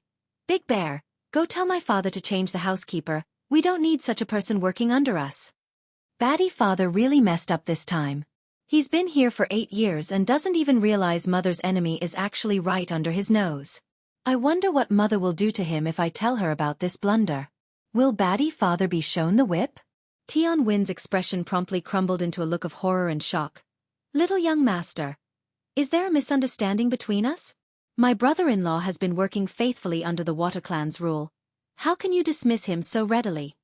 Grinning right up to his eyes at being called out, Bai Xiachen knew it's his time to play. That's easy, I don't like the guy and that makes me unhappy. What other reason would I need? If I don't like an individual then it's only normal for me to change them out. Duh? As for the debt with these people from the Tian clan, I'll wait till mother gets here and let her do the final decision-making. I'm sure mother will be very pleased. Though Baddie father did say not to let mother dirty her hands, but I'm sure she will like to anyways. Dad. Tian Foran's complexion hadn't looked good to begin with. Now after hearing the steam bun's words her face only got uglier as she stomped her feet. What's so great about this little thing? All he did is be born into a good life. If his mother didn't go seduce a sick bastard that's about to kick the bucket, why else would he be born? And now he dares to threaten uncle's livelihood and status? That young lord from the Water Clan can't be this stupid. I refuse to believe such a thing. The One clan's here too. Foreign. Tian Wind quickly grabs hold of his daughter's arm and drags hers behind his back. Little young master, you have to forgive my daughter, but can you give me a reason for changing my brother-in-law out? How can he just so casually say it's because he doesn't like the guy? Making a yawn as he lazily stretched those arms, Xianxia didn't reply and instead turns to his own bodyguard. Big Bear, remove them from my sight, I want to rest now. Do not disturb me unless I call for you. Yes, sir. The one with the nickname promptly stepped up like a huge mountain that he was, blocking off the path for any chance of retaliation from these unwanted guests. Then again, the precautionary step was unwarranted here today. Tian Wind never even thought about hitting the steam bun, let alone retaliate. In fact, he's so scared of being thrown out by the big guy that he actually launched himself out the door on his own and disappeared from the corridor. And so, that's how the Tian clan had their first bout with the naughty steam bun. Dad, this little brat is too much. It's bad enough that he thought about matching me with a dog. Now he even called to demote uncle from his post?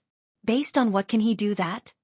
Tian Foreign unhappily stomps her feet after leaving the hotel, her eyes glaring with indignation at the glassy walls of the structure. Foreign, do you now know the benefits of having power? Tian Wind also follows his daughter's gaze and glared up to the glass windows that blocked off his view from Xianxia's room. If you can become the Water Clan's woman, then our family won't have to worry about this happening again. Please, sweetie, I'm not trying to force you into a marriage, but our family only reached this stage thanks to your uncle's position. Now that he's unable to shield us anymore, what do you think the other clans would do if they ever figured out your uncle's gone? Tian Foreign got what her dad was implying, but just thinking about how she's going to one day marry a medicine pot that might die any time was sickening to her own heart. Dad, why did the brat target our family? We never offended him in any way, did we? Silly daughter, the man sighs at those innocent words. Did you not see how cunning that kid was? He saw through our plan from the very beginning, meaning his mother must have taught him about these power struggles from an early age. That woman is not a simple one. The boy's mother will be difficult to deal with if Foreign is ever to be at the young lord's side.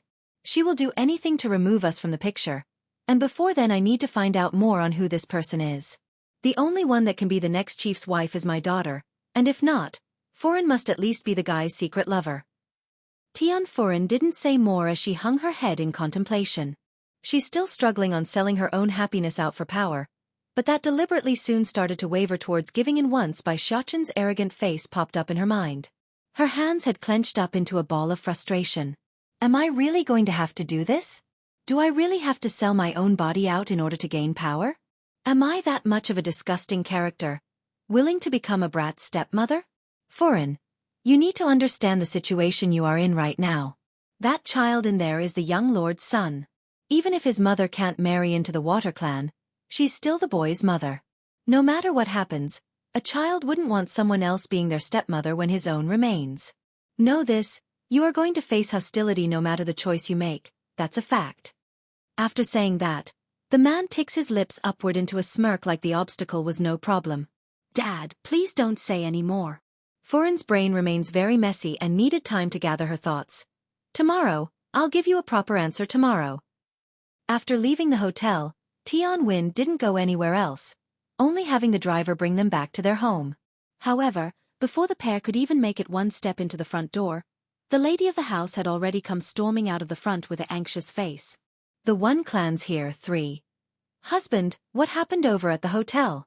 Why did my older brother suddenly get a call from the young lord that he's dismissed from his position as the housekeeper?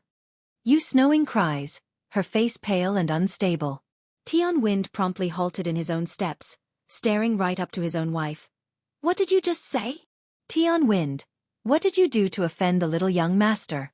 My brother has been the Water Clan's housekeeper for 30 years, and my father and his father has been doing the same during their times. Why would they suddenly dismiss him? Yu Snowing's older brother didn't earn the position inside the Water Clan, rather that he inherited from his old man like a family legacy passing on the baton. The only issue was the harsh regulations that came with said post. Unless it's the individual themselves who's going to be the housekeeper, no other person from the Yu family could enter the Water Clan. Dad! Tian Foreign cries out as well as she fell into a panic. He really did it. They really dismissed Uncle just because of one phone call from that brat. How could this have happened so quickly? Uncle worked formed the Water Clan for 30 years. This is unreasonable. Tian Wind didn't want to quibble with her daughter regarding why. He's only growing more solemn in the face due to the indications of what this meant for his plans regarding betrothing Furen to Ditsong. It won't be easy and he knows it. Husband. Yu Snowing grabs onto the man's arm. Tell me this isn't happening. Please tell me this is all a dream. Didn't my brother tell you to take good care of the little young master? What did you do to offend him? Tell me. At the end of the day, the lady of the house has lost all composure, grew mad crazy in those eyes. This outburst would be a first for Yu Snowing. Ever since she married into the Tian clan, this lady had never gone overboard into an argument. She's well educated and well disciplined, and that's all because of her older brother's status. But that's all come to an end, all because of her husband's folly and ignorance. Mom, it's not Dad's fault. Tian Furen saw her parents fighting and wanted to stop it. All of this is because the brat didn't like me. He says I'm too beautiful and thinks I'm trying to steal his father away from his mother. Humph, nothing but a gold-digging slut that goes after riches. Otherwise why else would that woman sleep with a medicine pot? With her fists clenched, the lass could barely keep that breathing in check. Such evil people are bound to fail. Dad, I've made up my mind. I'm willing to marry into the Water Clan. The lass's plan was simple. She must get revenge for today's humiliation by driving the brat out using his own father's hand. Afterwards she would then ditch the medicine pot using some excuse of some kind. After all, getting revenge was one thing. Wasting her life on a limp dog was another. Yu Snowing's eyes only got more anxious after hearing her daughter's outburst. Furen, what are you saying? That Water Clan is so dangerous. How can you even think about marrying into that family? You can't go. The one clan's here for. If at first Yu Snowing still had the same idea as her husband in pushing Furen into an arranged marriage, then now she's totally of the opposite opinion. This mother only wants her daughter to stay far, far away from those people who would drive her older brother out after 30 years of service. Mom, I was ignorant before, that's why I wasn't willing. I know better now. I'm a daughter of this Tian clan. I won't let anyone harm us or push us around. Tian Furen appears firm and calm despite the plea from her own mother. Sure enough, Yu Snowing couldn't say more as she stammered for a proper reply. You're too emotional. There is nothing wrong with what our daughter said. If she becomes the young lord's woman, then it will only bring our family endless benefit. What do you know as a simple woman? Tian Wind harshly lectures his own wife, not holding anything back in his tone.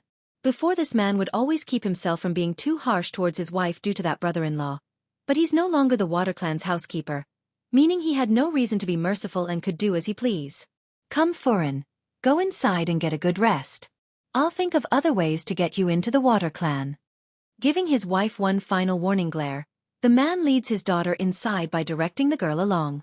Naturally, the cold reception didn't escape the lady's eye, which in part left Yu Snowing cold to the core as she watched the two closest kin she had slowly disappear from view. She wants to change things, sadly. The woman also knows that without her older brother's support, her status within the Tian clan has diminished greatly. Compared with the chaos of the Tian clan, the One clan was also going through a turbulent time.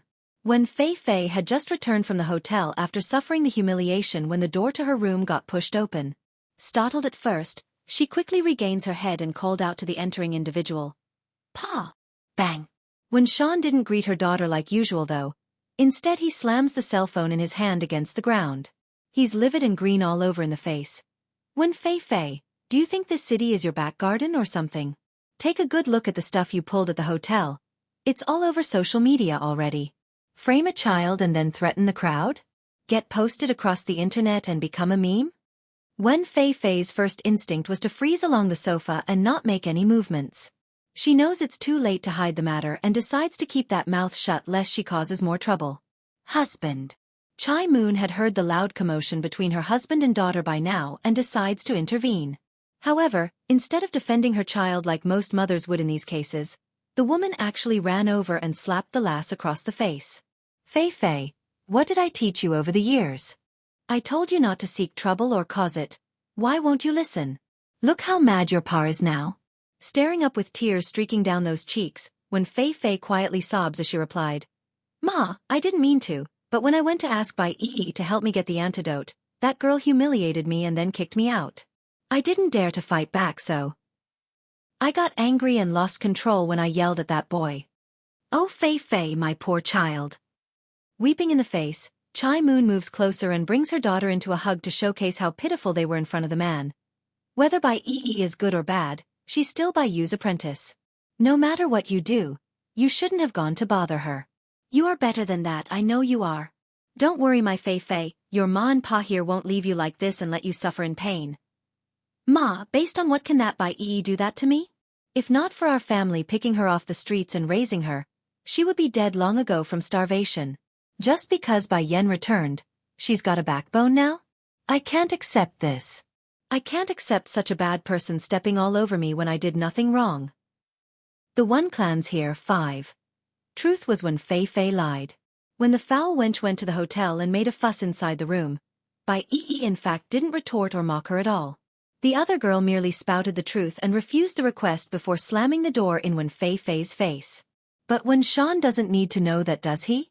All this man needs to know was his daughter got humiliated somewhere outside, that's all. Their mouth belongs to them. Let them say whatever they like. As long as I know your ma and you aren't bad people, then that's all that matters. Also, Fei Fei, you can't vent your anger at a child regardless of your emotions. Do you know what your actions have caused to our family? The One Clan have become a laughingstock among our peers right now. I will not permit another repeat of today's incident, understand? If he hadn't been drunk that year, then Chai Moon wouldn't have gotten pregnant. In the end, it's his fault and he know it. Well, on the surface level anyways. Pa, when Fei Fei sobbed some more as he met her old man's gaze. I understand, I will never do it again. All right, I will go handle the aftermath. You two rest while I go find your grandfather to discuss the matter. Starting today, no one in this household is allowed to go out. Okay. The girl didn't argue, only behaving like a good obedient daughter. However, this wasn't enough to completely reassure the wary man here. Downstairs in the living room. Wife, you keep an eye on Fei Fei for the coming days. I still don't feel comfortable if there's no one watching her. Raising a hand to pause the lady from interrupting after catching that moving mouth, when Sean wants to finish his sentence first. I know what you want to say, but that Bai Yi is a heartless wolf. There's no way she would help us get the antidote. Then how? Chai Moon still appeared worried in the face. I understand. Don't worry, I will be sure to keep an eye on Fei Fei. I won't let her take a step outside our home. Pleased by the answer, when Sean nods and said nothing more before heading out the door. The Military Housing District. Inside the second floor of the Ling household's estate, Bai Yen casually places the paintbrush in her hand away after drawing a portrait of her boy. Cousin, when did you learn to paint like that? Nowadays everyone only does it on a notepad or laptop. Is it Aunt Yu who taught you? Ling Lang was flabbergasted and surprised by how skilled Bai Yen was at the old art. With a faint smile on her lips, she hands the painting to Ling Lang without elaborating. Don't be nosy. Here, this is my son's portrait. He is called Bai Xiachen. Hurry and go help me locate his whereabout. Taking it like a little dunt that he was, the handsome man was immediately taken aback by how lovely the little boy was in the picture. On top of that, he recognized that face. Cousin, coughing to clear his throat. Do you ever go on the web? Web. It's Bai Yan's turn to be bewildered. What is that? Now the guy's got it. Ling Lang had his suspicion about his cousin being a hermit due to the nature of a martial clan's usual behavior. Now the reply from Bai Yen merely confirms it. Wait here, I'll go get my phone and show you.